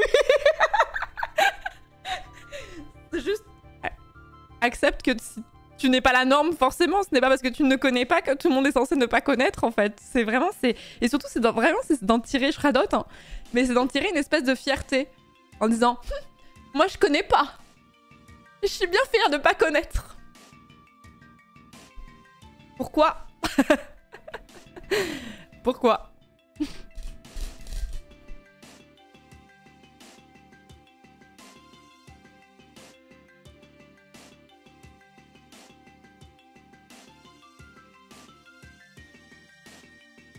Être fier d'être ignorant, c'est un concept. Mais oui, mais je vois pas de...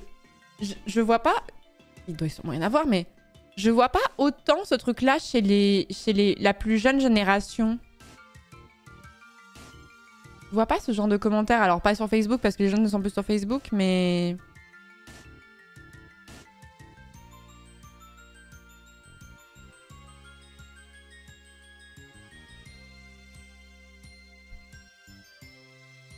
Ça viendra. Vous pensez vraiment?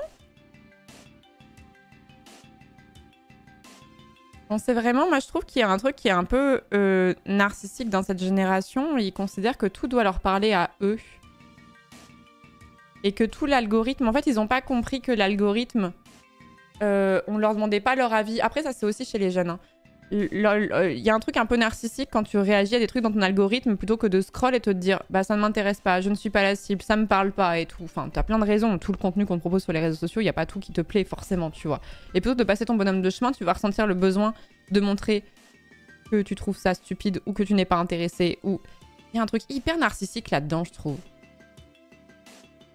En mode, tout ce qu'on me propose doit me parler à moi.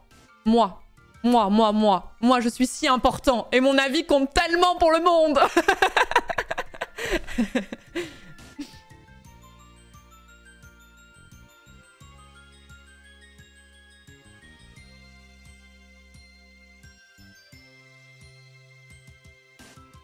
Je sais pas, j'espère juste qu'au niveau de notre génération, on finira pas pareil, mais bon. Bref, je brave du vent là, mais... Vraiment, hein, des fois, ne pas donner son opinion, c'est trop super.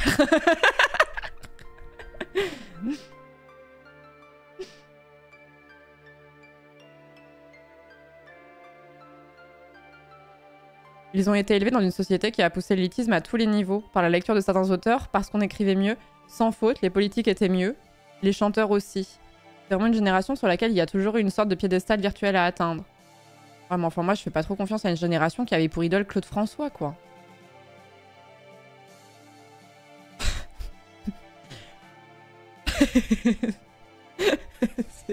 Non. Pardon, j'ai toujours eu une haine viscérale de Claude François et bien plus tard, j'ai découvert tout ce qui entourait sa personnalité et c'était en mode ah. C'est comme ce moment où t'as des bonnes raisons de tester quelqu'un. Terrible.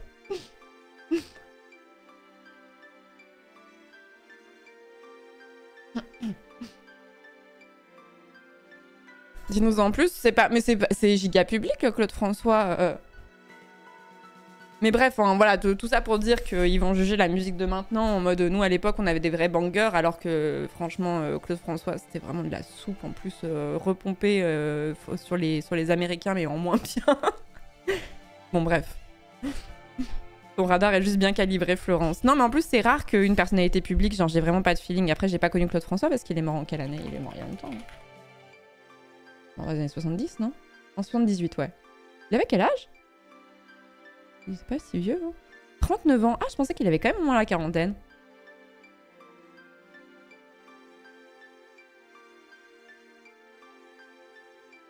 Ah, fraude fiscale? Ah, il a fait de la fraude fiscale, Claude François? Attendez, ça rajoute une code à mon arc, là.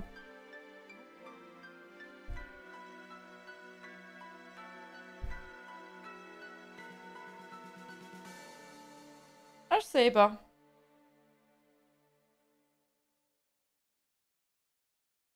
C'était une merde sur le plan pro. Ouais, pour ceux qui ne savent pas, Claude François avait la réputation d'être... de maltraiter les gens qui travaillaient pour lui. D'avoir eu des rapports avec des femmes extrêmement jeunes. Voilà, notamment notamment ce qu'on appelait les Claudettes. Donc les Claudettes, c'était les petites meufs qui l'accompagnaient sur ses productions à la télé, etc. et tout. Il y avait vraiment un rapport de domination, en fait. Vraiment, voilà, c'était un... Et ça a été documenté, genre, masse, quoi.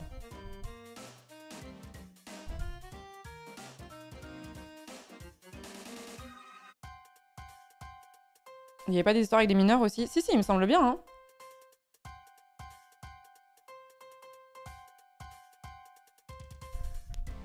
Vie privée, déjà quand t'as un truc qui s'appelle relation avec les femmes et les fans. Oula. En 2018, à l'occasion du 40e anniversaire de sa mort, les médias se focalisent sur son attirance pour les jeunes filles. Notamment après l'entretien donné par sa fille, Julie Boquet, dont la mère était mineure au moment de la naissance.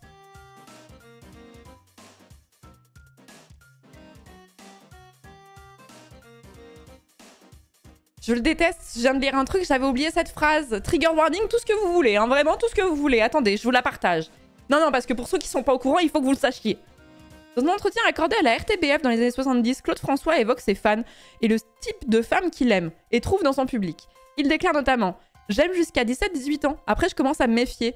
Bien sûr, j'ai des aventures au-delà des 18 ans, heureusement, mais après 18 ans, je me méfie. Parce que les filles commencent à réfléchir, elles ne sont plus naturelles, ça commence même quelquefois avant. Et puis on retrouve cette forme humaine et équilibrée après une bonne trentaine d'années. Il y a une espèce d'horrible moyenne entre 18 et 30 ans. » Un chic type. Un chic type. Comprendre. Après, elle ne se laisse plus faire après 18 ans. Ça ne m'intéresse plus. Il y a plein de gens qui étaient pas au courant. Ben voilà, je vous le dis.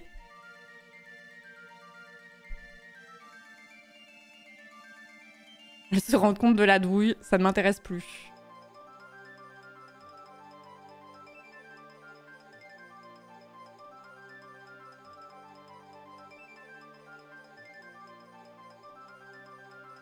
Pour moi, c'est le fact de ce mec, en fait.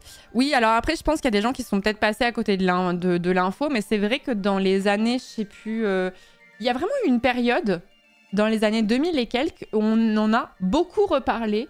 Je sais pas si c'est parce qu'il y a eu des accusations qui sont sorties ou ce genre de choses, mais il me semble vraiment qu'il y a eu un truc un peu exhumé à un moment donné où ça a toujours été un peu su, mais on lui a un peu refait le portrait il y a pas si longtemps, quoi. Après, qu'est-ce qui a déclenché ça? Je ne sais pas, franchement. Ses enfants ont parlé aussi qu'il était absent et était un connard. Ah bah... avait-il une qualité?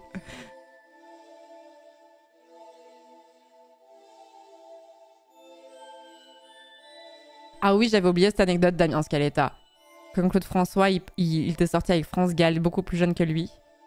France Gall gagne l'Eurovision. Claude François l'a appelé hôtel pour l'incendie après son passage en mode « Ouais, t'as été nul, trop ridicule, tu m'as humilié moi ».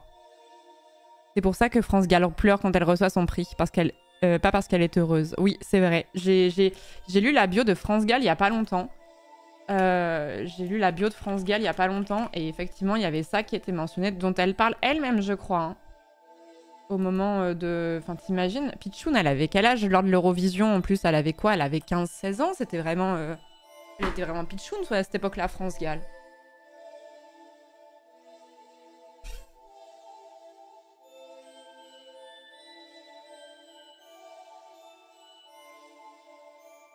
Oui, France Gall, c'est quelqu'un qui a beaucoup souffert dans sa carrière.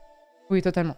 Bon, en plus, à une époque où je pense que c'est très très dur d'être une femme dans le monde de la musique. Hein. Je pense que tu dois avoir des sacrés requins, tu dois avoir des sacrés... Vraiment, pour tomber sur un entourage 5, je pense que c'est pas évident, d'autant plus quand t'es jeune. Mais à cette époque-là, oh, ça devait être encore autre chose, je pense. Elle avait 17 ans. Il y a des gens qui disent qu'elle avait 18 ans. Ah, on n'était pas majeur à cette époque-là. La majorité, elle était encore à 21.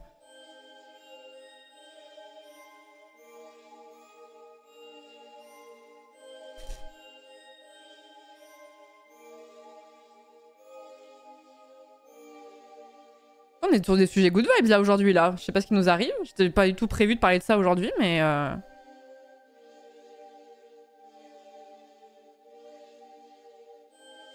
Mais oui, en vrai, l'article Wikipédia de France Gall, il est assez intéressant. Il est vraiment très détaillé sur sa carrière, etc.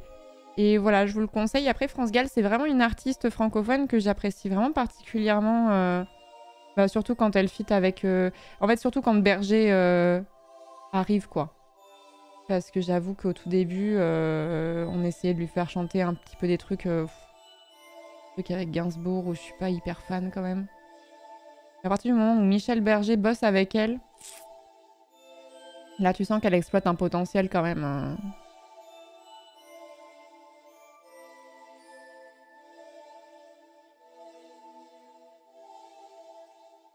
Je viens pour Towa, ça avait l'air trop joli. On parle bien harcèlement, bien ordure, clo-clo, un stream de flanc. Je suis désolée, j'en avais gros sur la patate.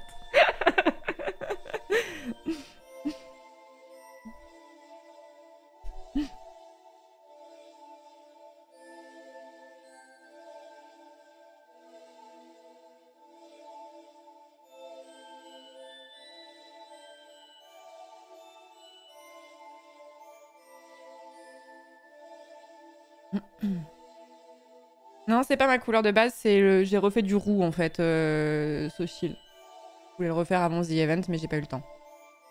Joe le Taxi, c'est pas France Gall, c'est Vanessa Paradis. Qui c'est qui a écrit Joe le Taxi d'ailleurs? Joe le Taxi, c'est qui l'a écrit? Ah, je pensais que c'était quelqu'un de... Enfin, ça me dit rien. Auteur, Étienne Rodagil. Compositeur, Franck Langolf.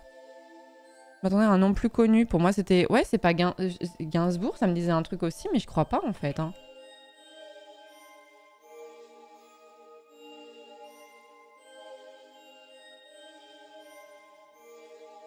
Méga connu, Rodagil. Mais je sais pas, j'ai pas la ref. Ah! Il fut un militant libertaire proche des anarcho-syndicalistes de la CNT. Ouh là là. Ouh là là.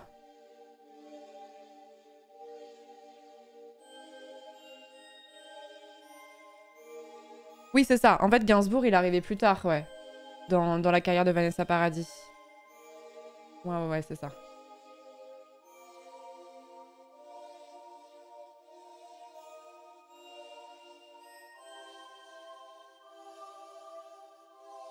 Il me semble bien. Flonflon connaîtrait. Ah, c'est sûr. C'est sûr.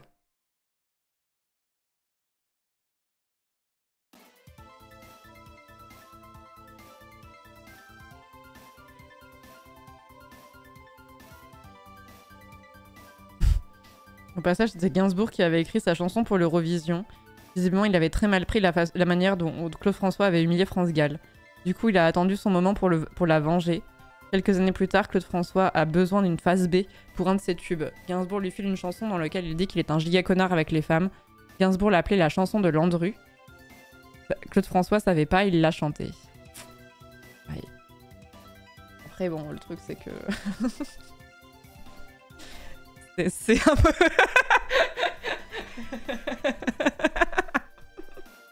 Voilà.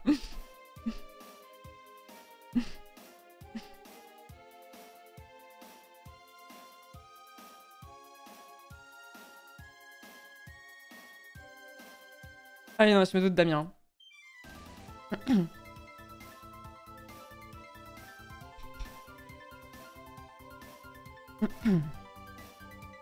Ah, je savais pas ça. Par contre, Gainsbourg a aussi supervisé les premiers clips d'Indochine. Ah, je ne savais pas.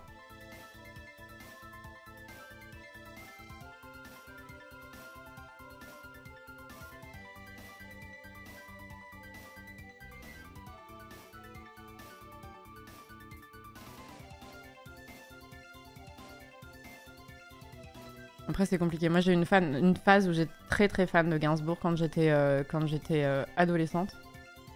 Quand j'étais dans ma période rock de fou et tout, et j'ai vraiment poncé Gainsbourg de malade. Il y a des chansons que j'apprécie toujours énormément, mais...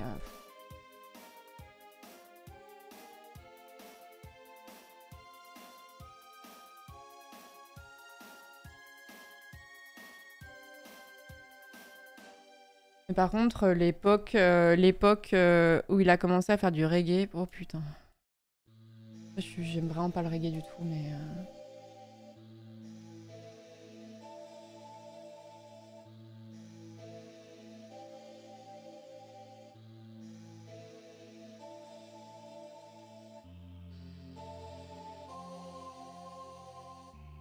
Non, pas période rock, période reggae. Il a fait un album, bah, je crois que c'est Aux Armes, etc. Je crois que c'est cette période-là où il commence à faire du reggae sur ses albums Gainsbourg, il me semble.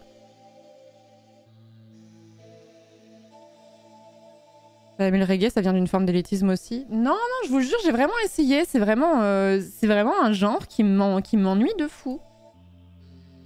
Je vous jure, j'ai vraiment essayé. C'est vraiment... c'est pas mon truc. Voilà, si c'est votre truc, très bien, je juge pas. Il en faut pour tout le monde, mais moi, ça m'ennuie.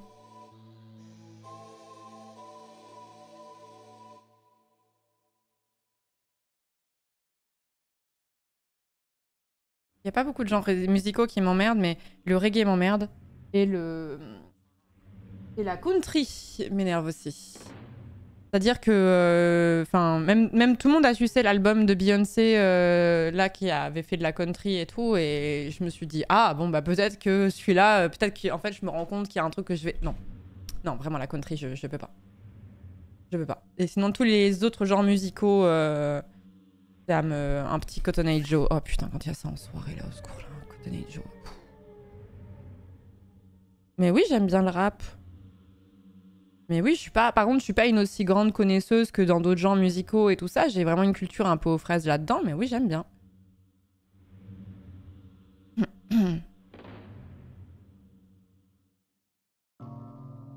Gainsbourg a supervisé le clip du Troisième Sexe, entre autres. Ah ouais. Et le métal, alors, ça dépend quel genre. Ça dépend quel genre, mais les trucs très... Death metal, non, par exemple.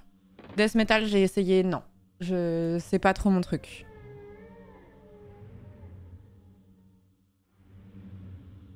Nightwish, oui, mais alors si je dis Nightwish c'est du métal, il y a des gens qui vont m'attraper la veste en disant non, pas du tout. Il y en a d'autres qui vont dire c'est du métal symphonique. Après, il y a des gens qui vont dire non, les métal symphoniques ça n'existe pas. Et puis après, enfin, voyez quoi.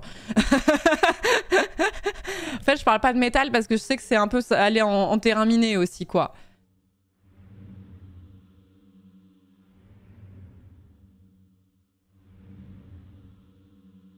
Bienvenue, fan de Stray Kids. J'aime bien Stray Kids aussi, par exemple.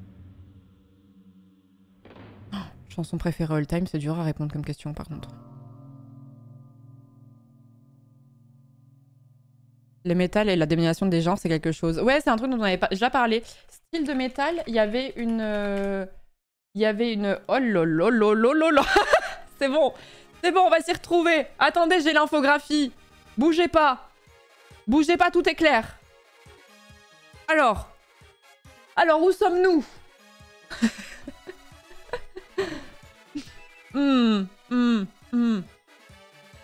Mathcore? Ah ouais.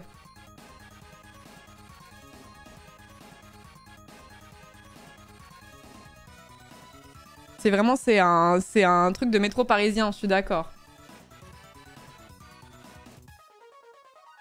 Mais en fait, le problème, c'est que j'ai toujours eu un peu de mal avec la classification de certains groupes. Genre, moi, j'aime bien, c'est un peu kitschos, mais j'aime bien quand même Iron Maiden. Vous le mettez plutôt dans la catégorie métal ou plutôt dans la catégorie rock?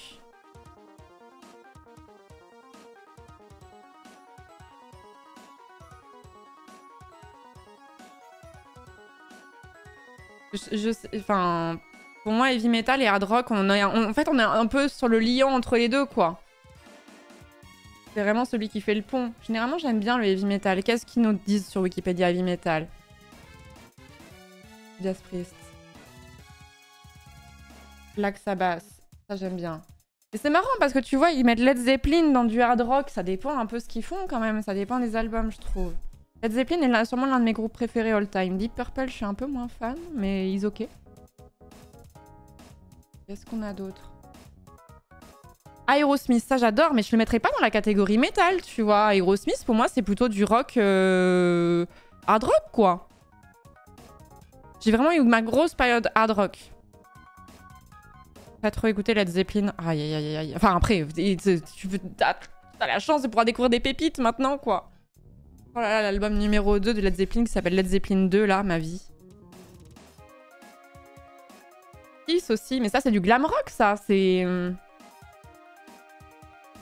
Kiss, après, j'aime bien, mais j'en connais pas tant que ça.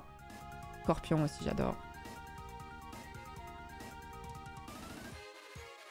À partir de 77, le heavy metal a aussi été influencé par l'explosion du punk rock. Alors bien sûr que moi aussi j'ai eu ma période rebelle où j'écoutais les Sex Pistols, les Clash, les Ramones, etc. Bien sûr, bien sûr. Non mais j'ai vraiment fait... j'ai vraiment eu le chemin classique.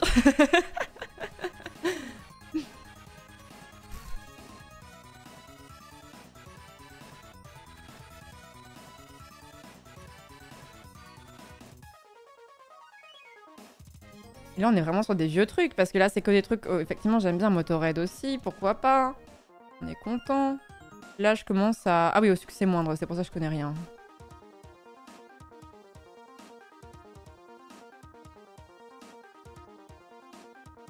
Je pense que je reste un peu vanilla dans le métal quand même. Hein. Je vais pas vous sortir des trucs hyper compliqués. Hein. Qu'est-ce qu'on mettrait dans les grands groupes de métal? Grands groupes de métal. Oh, je fais vraiment une recherche de vieux, excusez-moi. Hein. Metallica, ah bah oui, bien sûr. Évidemment. Of course. Mais les Guns N' Roses, je les mettrais pas dans le métal non plus. Iron Maiden, Black Sabbath. Ah, attends, j'ai fait une faute? Grand groupe, ah oui. System of a Down, mais là, si tu dis System of a Down, c'est du métal, t'auras plein de gens qui vont dire non, c'est pas vraiment du métal. Non, non. J'ai jamais été une très grande fan de Korn, par contre, faut que je vous le confesse, voilà. Einstein, aïe, coup dur.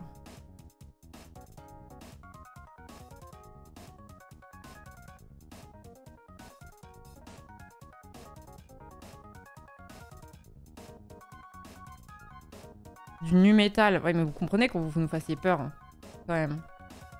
Regarde un peu la liste. Là, on va commencer à tomber sur des trucs que je connais moins. Ah si, Cannibal Corpse, le nom, il m'avait marqué, mais... Oh, ETHS. Ouah, j'avais oublié le nom de ce groupe. Oh, waouh. Oh, waouh. Oh, la vache, ils sont encore actifs? Ah, j'avais oublié que c'était français. Enfin, oui, c'était français, ouais. Bah ouais. Ils sont encore actifs, année active, entre 1999 et 2016, 2017, 2023. Ah, ils ont dû refaire des tournées...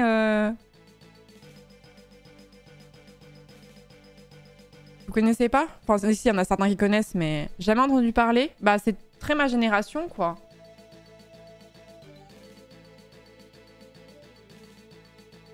Ça me fait penser à cette chronologie-là. Là, ça me fait penser à toujours, je pense à la même chose. C'est... Il y a le même pour les Red Hot Chili Peppers et il est un peu rigolo, je trouve. Avec Flea, sans Flea. Avec Flea, sans Flea. Non, pardon, c'est pas Flea, c'est John Frusciante. Parce que Flea a toujours été là. Flea a toujours été là et Anthony Kiedis aussi. Chad Smith, j'avais oublié qu'il était là depuis aussi longtemps, mais John Frusciante, c'est vraiment... C'est plus sporadique, quoi. Pour Yes, c'est le bordel.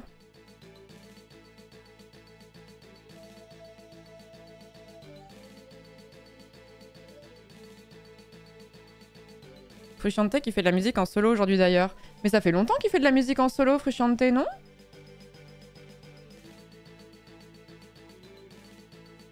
Attendez, faut faire gaffe parce que quand on scrolle sur un article des Red Hot Chili Peppers, on sait pas à quel point il va y avoir un sgeg qui va sortir à chaque moment. Hein. Faut faire attention. Hein.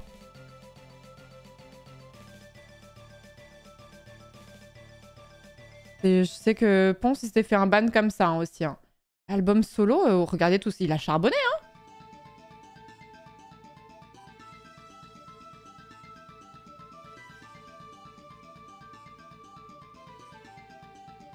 Pas sur Wikipédia. Non, non, je pense pas, effectivement, mais on n'est jamais trop sûr. On n'est jamais trop sûr.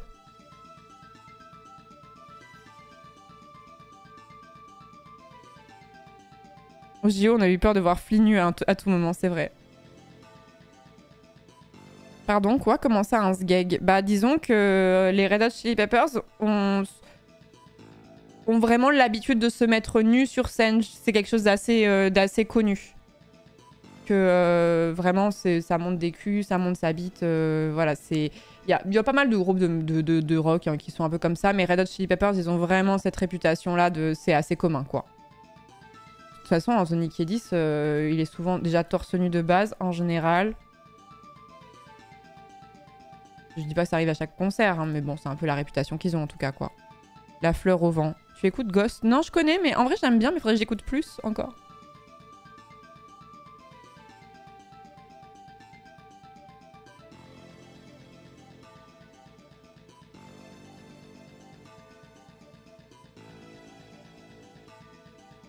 Mais Ghost, c'est français, je me souviens plus. Ghost...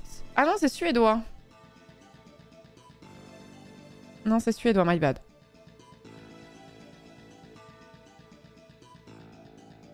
Mais oui, par contre, je suis pas une extrême connaisseuse les styles de métal. En fait, je voudrais prendre les styles de métal, mais les plus courants. Vraiment les plus importants. Parce que je sais que, par exemple, il y a le death metal. Je suis pas très fan du death metal. C'est un peu trop... C'est un peu trop énervé pour moi. Je voudrais vraiment un truc... Non mais là je vois des trucs genre pop metal, je sais même pas ce que c'est. Le post metal Florence, mais j'en ai aucune idée. Metal symphonique, je vois ce que c'est, tu vois. Le nu metal, je vois pas exactement ce que ça. Attendez, je tape ça mais sans vous montrer. Nu metal. Genre pour moi nu metal. Effectivement System of the Down. Ah c'est marrant ils ont mis... Attends.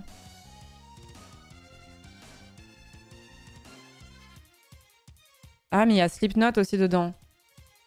Je suis pas une très grosse fan de Slipknot. Je suis désolée, je sais qu'il y a vraiment une fanbase de fou, mais j'ai jamais trop accroché.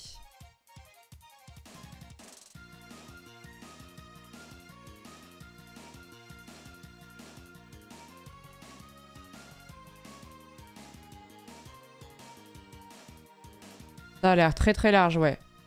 Oui, parce que j'avais envie de dire Linkin Park, ça pourrait quand même rentrer dans cette catégorie-là aussi, non? Comment ils définissent ça? Il s'agit d'un genre de fusion qui mêle des composants issus du métal à un large éventail d'éléments issus du hip-hop, de l'électro, du rock, du funk ou de la pop.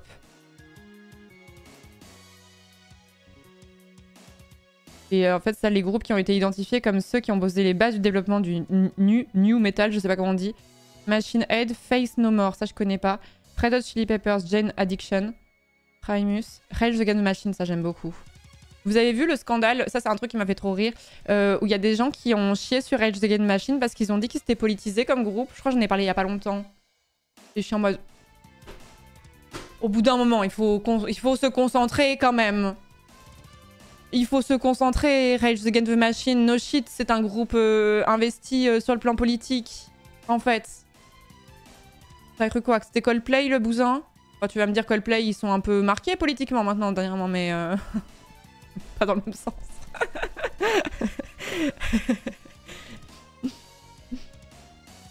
Nine Inch Nails, j'ai toujours eu du mal à dire ce nom de groupe.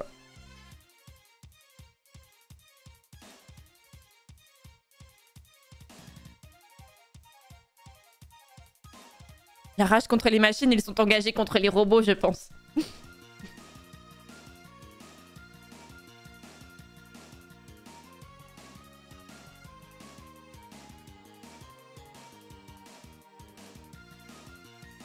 C'est marrant, ça me donne envie de réécouter des trucs où je me souviens plus exactement. Genre les Devstones, je connais, mais je me dis, ah, faudrait que je réécoute les Devstones un petit peu parce que j'ai un petit peu oublié à quoi ça a ressemblé. Limp Bizkit, je pense que j'en connais qu'une ou deux, hélas.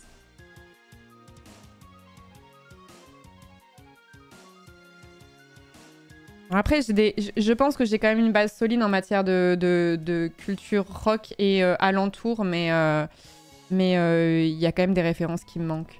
Je pense que j'étais plus calée. Je regrette un petit peu cette époque de quand j'étais ado, où j'étais vraiment capable de te citer les années de certains albums de musique, genre, je sais pas, l'album In Utero de Nirvana, je t'aurais répondu l'année du tac au tac. Maintenant, j'en suis incapable. Je sais que c'est dans les années 90, mais alors quand? 93. Ah bah, c'est mon année de naissance. J'étais capable de te dire à Led Zeppelin, ils ont été actifs de telle année à telle année, et puis de te citer le nom des personnes qui composaient le groupe, et pas juste Robert Plant et Jimmy Page. Non, Primus, je connais pas, ouais. Tu étais émo? Non. Mais j'écoutais beaucoup de musique émo.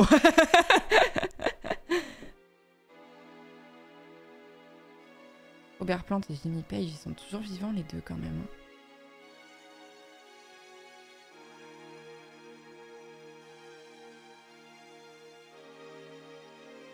L'autre jour, j'étais dégoûtée. J'ai découvert qu'il y avait un artiste que j'aimais beaucoup qui s'appelait...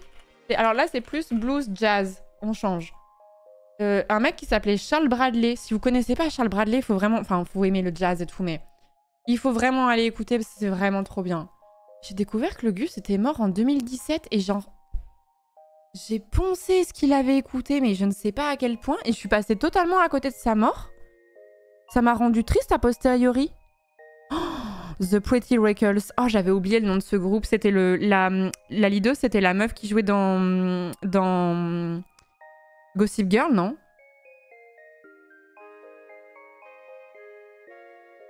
J'écoute la musique de jeux vidéo. Ah bah énormément parce que je peux écouter que ça sur Twitch. Taylor Momsen, c'est ça, je crois. Exactement. Vous êtes vif. Charles Bradley, ouais, si vous aimez la soul, le blues et tout ça, vraiment, je vous conseille vraiment d'écouter. Il y a un album qui était parmi mes préférés de tous les temps. Victim of Love. Sorti en 2013. Qu'est-ce que j'ai pensé cet album? Vraiment, je vous conseille de l'écouter. Il était vraiment trop bien. Du coup, ça m'a rendu triste. Je me suis rappelé cet artiste et je me suis dit, what? Est-ce qu'il sort encore des trucs? Et là, je me rends compte qu'il est mort en 2017. En mode, oh, oh no.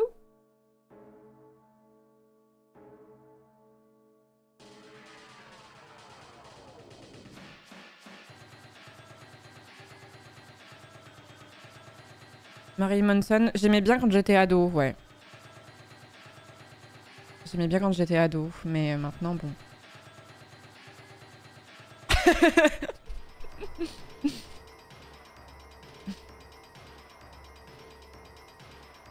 Ah, je connais pas, ça m'intrigue. Connais-tu l'album que Jimmy Page et Robert Plant ont fait avec l'orchestre symphonique égyptien? Je me souviens plus le nom, il est vraiment top. Non, je connais pas ce truc-là, faudrait que j'aille écouter. Mais c'est paradoxal parce que je dis beaucoup que j'aime Led Zeppelin. Des fois, c'est dans ma playlist et je les écoute avec plaisir et tout. Et je suis trop contente. Et je passe plus de temps à essayer de réécouter leurs albums comme à l'époque, quoi. Ça me manque de fou. C'est pour ça qu'il faut que j'achète une platine vinyle pour me reprendre l'habitude d'écouter des albums en entier.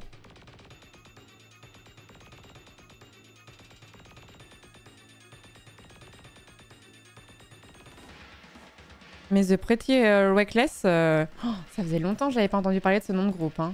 La vache. En fait, ils ont jamais arrêté hein, depuis 2009. Et Taylor Momsen, ouais, elle est née en... Ah, elle a mon âge. Elle est née en 93, damn. Et oui, elle jouait dans Gossip Girl et après, bah, elle a fait la musique, quoi. Marrant, quand même.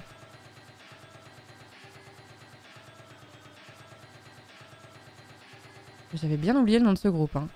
T'as des vinyles chez toi? Non. Enfin, si, j'avais acheté les vinyles de l'OST de Final Fantasy XIV, mais j'ai pas la platine qui va avec. Ça fait longtemps que je veux me pencher dessus, d'ailleurs. C'est aussi la petite fille de The Grinch. Ah ouais? Marrant. Voilà, The Veronica. Ouais, j'avais oublié ce groupe aussi.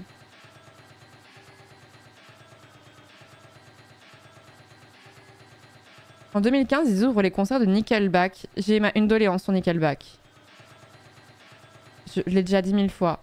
Je ne comprends pas pourquoi ce groupe se fait autant chier dessus en mode running gag, alors que Nickelback, c'est vraiment pas ce qu'on a fait de pire en matière de musique. Il y en a même qui sont cool.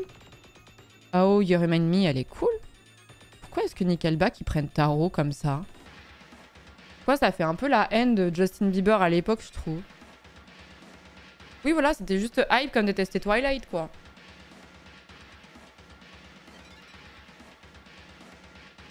Je pense qu'il y avait de ça. Je pense que c'était devenu trop mainstream et je pense qu'il y avait un peu de ça.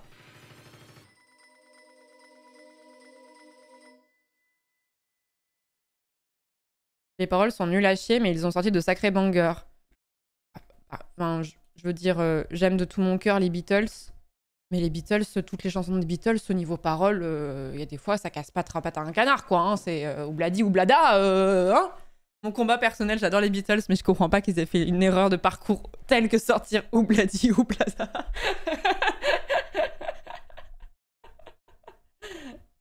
Oh oui, le sous-marin jaune, là. Nous vivons dans un petit sous-marin jaune. Ah oui.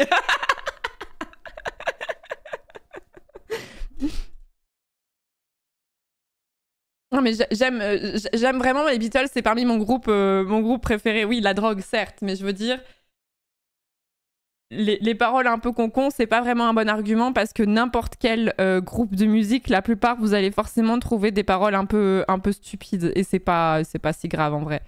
Attendez, je cherche une OST. Il va peut-être falloir qu'on passe sur le jeu au fait. Là, il est 20h. Oups. Je l'aime bien Obladi Oblada. Obladi Oblada, je la déteste cette musique. Il met vraiment des ongles sur un tableau à mes yeux. Et pourtant, je suis une giga fan des Beatles. Hein, mais il y a des chansons comme ça qui te rendent ouf instantanément. Et t'es un peu en mode, c'est un peu too much ma réaction, mais...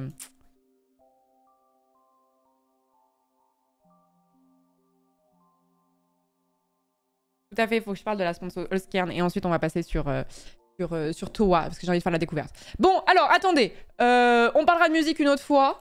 On a déjà pas mal parlé de toute façon. Il faut que je vous parle de mon sponsor du mois. Enfin, du mois demi. Enfin, si, ça dure un mois, mais c'est jusqu'au 15 octobre. Voilà. Tier list de chansons surcotées. J'aime pas faire ça parce que je trouve ça méchant pour les artistes. Vous voyez? Même s'ils sont morts et tout. Ah, j'aime pas le terme surcoté parce que je trouve qu'il y a un espèce de jugement de valeur. Pas fan. Pas fan. Bon, bref, reprenons. Revenons à nos moutons. Revenons à nos moutons. Ah bah merde, démo, j'adore cette chanson. On est sur la fourchette haute de chatting annoncée. Oui, j'avoue que là, franchement, on a fait un bon de chatting bien long. Bref, je vais vous parler de Ulskern, qui est mon partenaire sur tout le mois. Donc, vous avez un code promo jusqu'au 15 octobre, si je ne dis pas de bêtises. Donc, ils seront là dans un coin pendant tout le mois. Ulskern, pour ceux qui ne le connaissent pas, ça fait longtemps. Tiens, c'est marrant, j'ai changé de collier aujourd'hui. J'avais pas tiqué, mais c'est aussi un Ulskern. J'ai mis un petit papillon. Un petit papillon. Ulskern, c'est une marque qui fait des montres que vous connaissez peut-être, hein, parce que ça fait un petit moment que je suis sponsor avec eux. Alors, c'est pas tous les mois, mais ça fait un petit moment qu'on n'en avait pas eu. Mais ils font notamment des montres pour hommes comme pour femmes, mais ils font aussi des bijoux, des lunettes de soleil. Alors peut-être que c'est un petit peu passé, les lunettes de soleil, je ne sais pas. Mais en tout cas, sachez qu'ils font aussi des lunettes de soleil. Il y a aussi des sacs à main qui sont un peu en effet bois. Leur produit principal, c'est les montres, pour hommes comme pour femmes. Alors les montres, je ne vais pas vous expliquer que vous avez des sacrées fourchettes de prix en ce qui concerne les montres. Donc il y en a quand même pour beaucoup de budgets différents. Mais si vous avez quand même envie de vous prendre un petit truc, mais que vous n'avez pas forcément autant de budget à mettre, alors, c'est marqué homme, montre pour homme. Hein. Il y en a qui sont, franchement, ça passe pour les deux. Hein. C'est comme je dis à chaque fois, c'est en fonction de vos goûts. Vous n'allez pas vous limiter à une catégorie parce que c'est marqué pour homme ou pour femme. Regardez juste bien la taille du cadran pour pas que ce soit, enfin, pour que ce soit ce que vous espériez, parce qu'il y a des gens qui veulent des très gros cadrans et qui ont des petits poignets, et d'autres qui veulent des montres très discrètes. Donc, checkez plutôt la taille du cadran, je pense. Plus qu'autre chose. Donc ça, c'est les montres... Elle est jolie, celle-ci, j'adore. Montre pour hommes, montre pour femmes. Mais vous avez, en plus petit budget, des bijoux. Et alors, les bijoux, j'en ai pléthore de chez Ulskern. Ce sont des bijoux... Normalement, on n'est pas censé garder ces bijoux sous la douche. Normalement, on est plutôt censé les enlever parce que ça a tendance à les faire vieillir un peu plus vite. Mais ce sont des bijoux qui résistent... alors, pas ceux en bois, hein, bien sûr, parce que le bois, ça évolue au contact de l'eau. Mais par exemple, celui-là, je le porte tout le temps, tout le temps, tout le temps. Je ne le quitte jamais. Il n'a pas bougé. Il est trop beau. Il existe dans d'autres couleurs d'ailleurs. Je l'aime trop dans cette version-là. J'adore jouer avec la chaîne en stream tout le temps. C'est un peu un fidget toy à mes yeux. Bref, vous avez beaucoup d'or, mais vous avez aussi beaucoup d'argent pour ceux qui préfèrent. Il faut regarder, tous les produits ne sont pas déclinables forcément en version or ou version argent, mais vous avez quand même beaucoup de choix. Vous avez aussi des bijoux pour les hommes. Comme d'hab, hein, je vous conseille vraiment de lurker un petit peu dans les deux catégories en fonction de vos goûts et de ce que vous recherchez, parce qu'il y a des choses qui fonctionnent pour les deux. Et en ce qui concerne les bijoux, alors côté homme, il y a bracelet, collier, bague. Côté femme, on va avoir les boucles d'oreilles en rab et c'est déjà pas mal. Et là, on est dans les best-sellers des montres. Je voulais les best-sellers des bijoux, il n'y a pas? Ah non, c'est direct, ok. Et vous avez beaucoup de trucs différents, sachant que suivant, je vous ramène les mêmes arguments que je vous explique à chaque fois, hein, mais suivant les métiers, il y a des fois où on n'a pas le droit de porter des bagues, mais on peut porter des boucles d'oreilles. Des fois, on n'a pas le droit de porter des boucles d'oreilles, mais on peut porter des colliers, etc. S'il y a un motif qui vous plaît bien, il est possible qu'il soit décliné dans une autre forme que ce que vous regardez. Par exemple celui-là, là, ça, c'est un collier. Je sais qu'il existe en version bracelet. Je pense que si vous scrollez tout en dessous, vous allez le trouver. Hop. Je l'ai, celle-ci. Ah, elle est jolie, la boucle d'oreille aussi. Elle existe en version bracelet. Donc, suivant ce que vous recherchez, encore une fois, vous pouvez changer les coloris et tout ça. Et il y a plein de formules différentes. Moi, j'aime beaucoup ces bijoux parce que je les trouve cool, je les trouve petits et discrets. Je les trouve solides aussi. Et je trouve qu'il y a pas mal de choix. Et du coup, j'ai fait ma batterie de rattrapage de bijoux parce que ça faisait très longtemps que j'en portais plus. Et ça me manquait. Allscan m'a vraiment aidé à reporter des bijoux et ça me fait plaisir en vrai de reporter des bagues, de reporter des bracelets, même si là j'en ai pas des bracelets, mais de reporter des colliers et tout ça. Je trouve ça vraiment agréable même quand on est chez soi et même quand on sort pas, notamment les gens qui travaillent depuis chez eux, ils voient un petit peu, le délire de tu prends de moins en moins soin de toi jusqu'au moment où t'as un petit sursaut en mode il faut que je fasse quelque chose. Les bijoux, ça m'a un peu aidé là-dedans. L'an dernier, grâce au code promo de Florence, j'ai rendu super heureuse ma maman en lui achetant une montre Allscan, modèle Calme Almarante. Elle la montre à tout le monde et les gens l'adorent. C'est trop stylé. Ah, trop cool, Damien. J'ai ce partenariat jusqu'au 15 octobre. Donc le code est valable jusqu'au 15 octobre. Attendez, je veux du coup voir la montre en question. Oh, c'est la rose, c'est celle où je dis tout le temps elle est trop belle, mais moi j'ai un problème avec le rose. En fait, quand j'étais petite fille, je rejetais le rose parce que j'étais en mode non, c'est la couleur pour les filles et moi j'ai pas envie d'être comme toutes les petites filles et tout. Et quand j'ai compris, quand j'ai grandi, je crois que j'ai surcompensé et maintenant j'aime trop les trucs roses. Oh, c'est joli de fou. C'est vrai qu'elle est très belle en effet bois comme ça là. J'ai embrace mon amour du rose maintenant, c'est bon. Donc le code est valable jusqu'au 15 octobre. Vous avez jusqu'à moins 15% de réduction sur le site Allscan avec le code angle droit, ou sinon vous cliquez sur le lien en faisant .exclamation Allscan. Voilà. Donc c'est une marque avec laquelle je travaille depuis un petit moment. Je trouve que leurs produits sont bien et je les porte. Comme je dis à chaque fois, pour moi mon critère c'est que si je vous parle d'un produit, si je vous parle d'un jeu, c'est que j'ai vraiment sincèrement envie de les porter, de jouer au jeu ou ce genre de choses. Et je crois que j'ai perdu cette bague. Je suis à bout. Je l'avais et je crois que je l'ai perdue. Et il faut que je la rachète parce qu'elle me manque. Elle était trop belle. Perdue ou volée, j'en sais rien, mais j'arrive pas à la retrouver. Trop triste.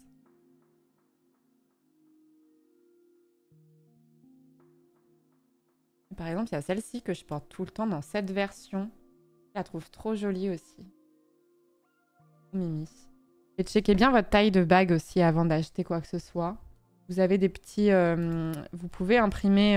si vous avez déjà une bague qui existe, vous pouvez imprimer des baguiers pour un peu voir votre taille. Si jamais vous vous souvenez pas. Non, en bijouterie, on peut vous prendre la taille aussi, ça arrive. Je vais dévaliser le site, c'est trop beau. Oui, alors la première fois que Vras... Maintenant, j'ai quand même beaucoup de choses d'Allscan. Mais la première fois que Vras, mon agent, m'a montré le site et qui m'a dit « T'as le droit à je sais plus combien de produits », j'étais en mode oh, « Enfin, faire des choix, ça va être très difficile. » Mais voilà, bref, j'aime beaucoup la marque, je vous la conseille que ce soit... Alors moi, je monte beaucoup les bijoux parce que je sais que c'est des budgets qui sont plus légers. Mais les montres, elles sont très sympathiques aussi. Celle-ci, qu'est-ce qu'elle est belle aussi. J'adore en fait les montres quand elles ont des tout petits cadrans derrière, comme ça là, j'aime bien. Ça fait un peu aviateur, j'aime bien.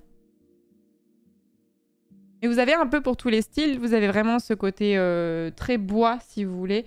Et je trouvais que ça changeait un petit peu niveau montre. Je trouve que ça fait... En fait, ça fait pas... Ça fait plus humble, je trouve, que certains modèles. Le fait que ce soit un effet bois. Oh, ça c'est joli aussi, ça. On dirait un obturateur d'appareil photo, j'adore.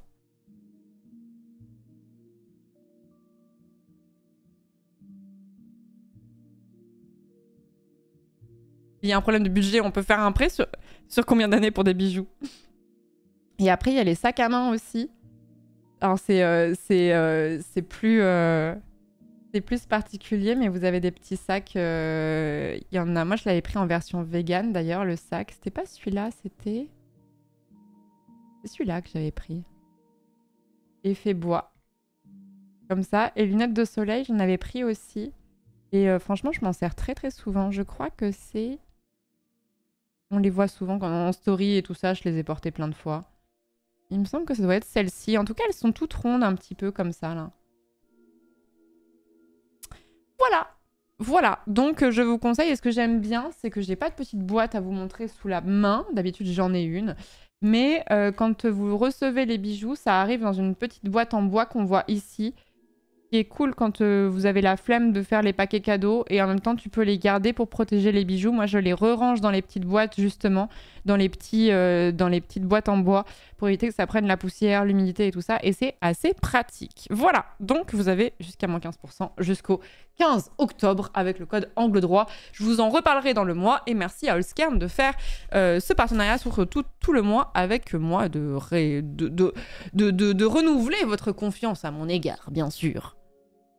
Ah, dans un autre genre, j'ai vu Everything Everywhere at All Hot Ones, c'est ta reco l'autre soir. J'ai bien rigolé, merci. Trop bien. Vu que c'est du bois, de la pierre, les modèles sont différents entre la photo et la réalité, mais vous pouvez demander à avoir certaines caractéristiques. J'ai demandé de la sodalite avec des nervures blanches et ils les ont écoutées. Ah, trop bien. Bah oui, comme on est sur des matériaux naturels, le bois, le bois, il est nervuré d'une façon particulière. Les pierres, alors suivant comment la taille qu'elles font, ça rend pas exactement de la même façon. Là, vous voyez, c'est pas exactement la même chose parce que c'est de la matière vivante, quoi. Enfin, c'est du bois, quoi. Mais c'est vrai que c'est assez cool. Mais c'est bien si tu peux demander en plus un truc particulier. En mode, je veux vraiment des nervures blanches et qu'ils écoutent. Je ne savais pas. C'est trop cool. C'est quoi un sac vegan premier degré? Les sacs à main, généralement, le revêtement, l'intérieur, est souvent en... Là. C'est souvent du cuir. C'est pas forcément le cas, mais c'est souvent du cuir. Donc, si tu demandes la version vegan, ça veut dire que tu n'auras pas du cuir à l'intérieur. Voilà. La maroquinerie utilise beaucoup du cuir.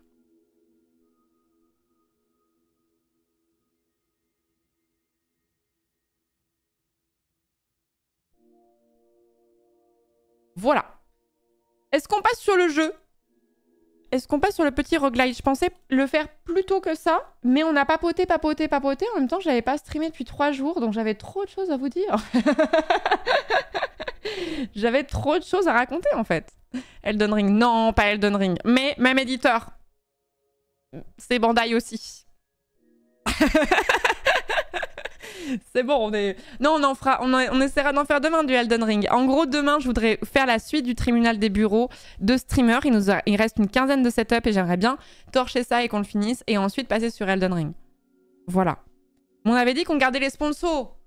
On avait dit qu'on gardait les sponsors. De toute façon, j'ai pas le choix parce que j'avais dit oui avant The Event. Et comme je m'attendais pas à ce qu'on passe le palier de 500 000...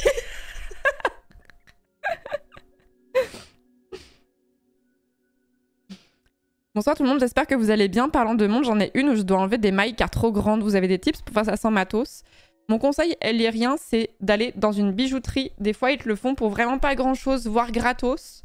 Même si c'est pas la bijouterie où tu as acheté la montre, en général, ils sont assez serviables de ce côté-là. Pareil, plutôt que d'aller vous faire chier à changer votre pile de montre et tout ça, moi, le nombre de fois où je suis allée en bijouterie pour faire changer des piles de montre et que ce soit réglé, des fois, ils te font facturer un truc, mais très symbolique, hein, vraiment... C'est moins de 10 € et des fois, il y en a même qui te le font gratos en mode allez. Donc moi, je demanderai à un professionnel comme ça, on est sûr. En fait, vu qu'une montre, c'est souvent un peu cher, je trouve que ça vaut mieux de le déléguer à un professionnel comme ça. T'es sûr de ne pas faire n'importe quoi et de pas regretter. Pas regretter. On garde les sponsors et les soirées du lundi, c'est safe. Voilà, c'est ça. C'est ça. Sachant qu'on a fait du Elden Ring mardi, mercredi. Non, mercredi, j'ai pas stream. On a juste fait mardi, en fait. On a juste fait mardi qu'on en refera demain, du coup. Et là, on va passer sur Towa, du coup, parce qu'on a bien papoté. Et on va passer sur Towa.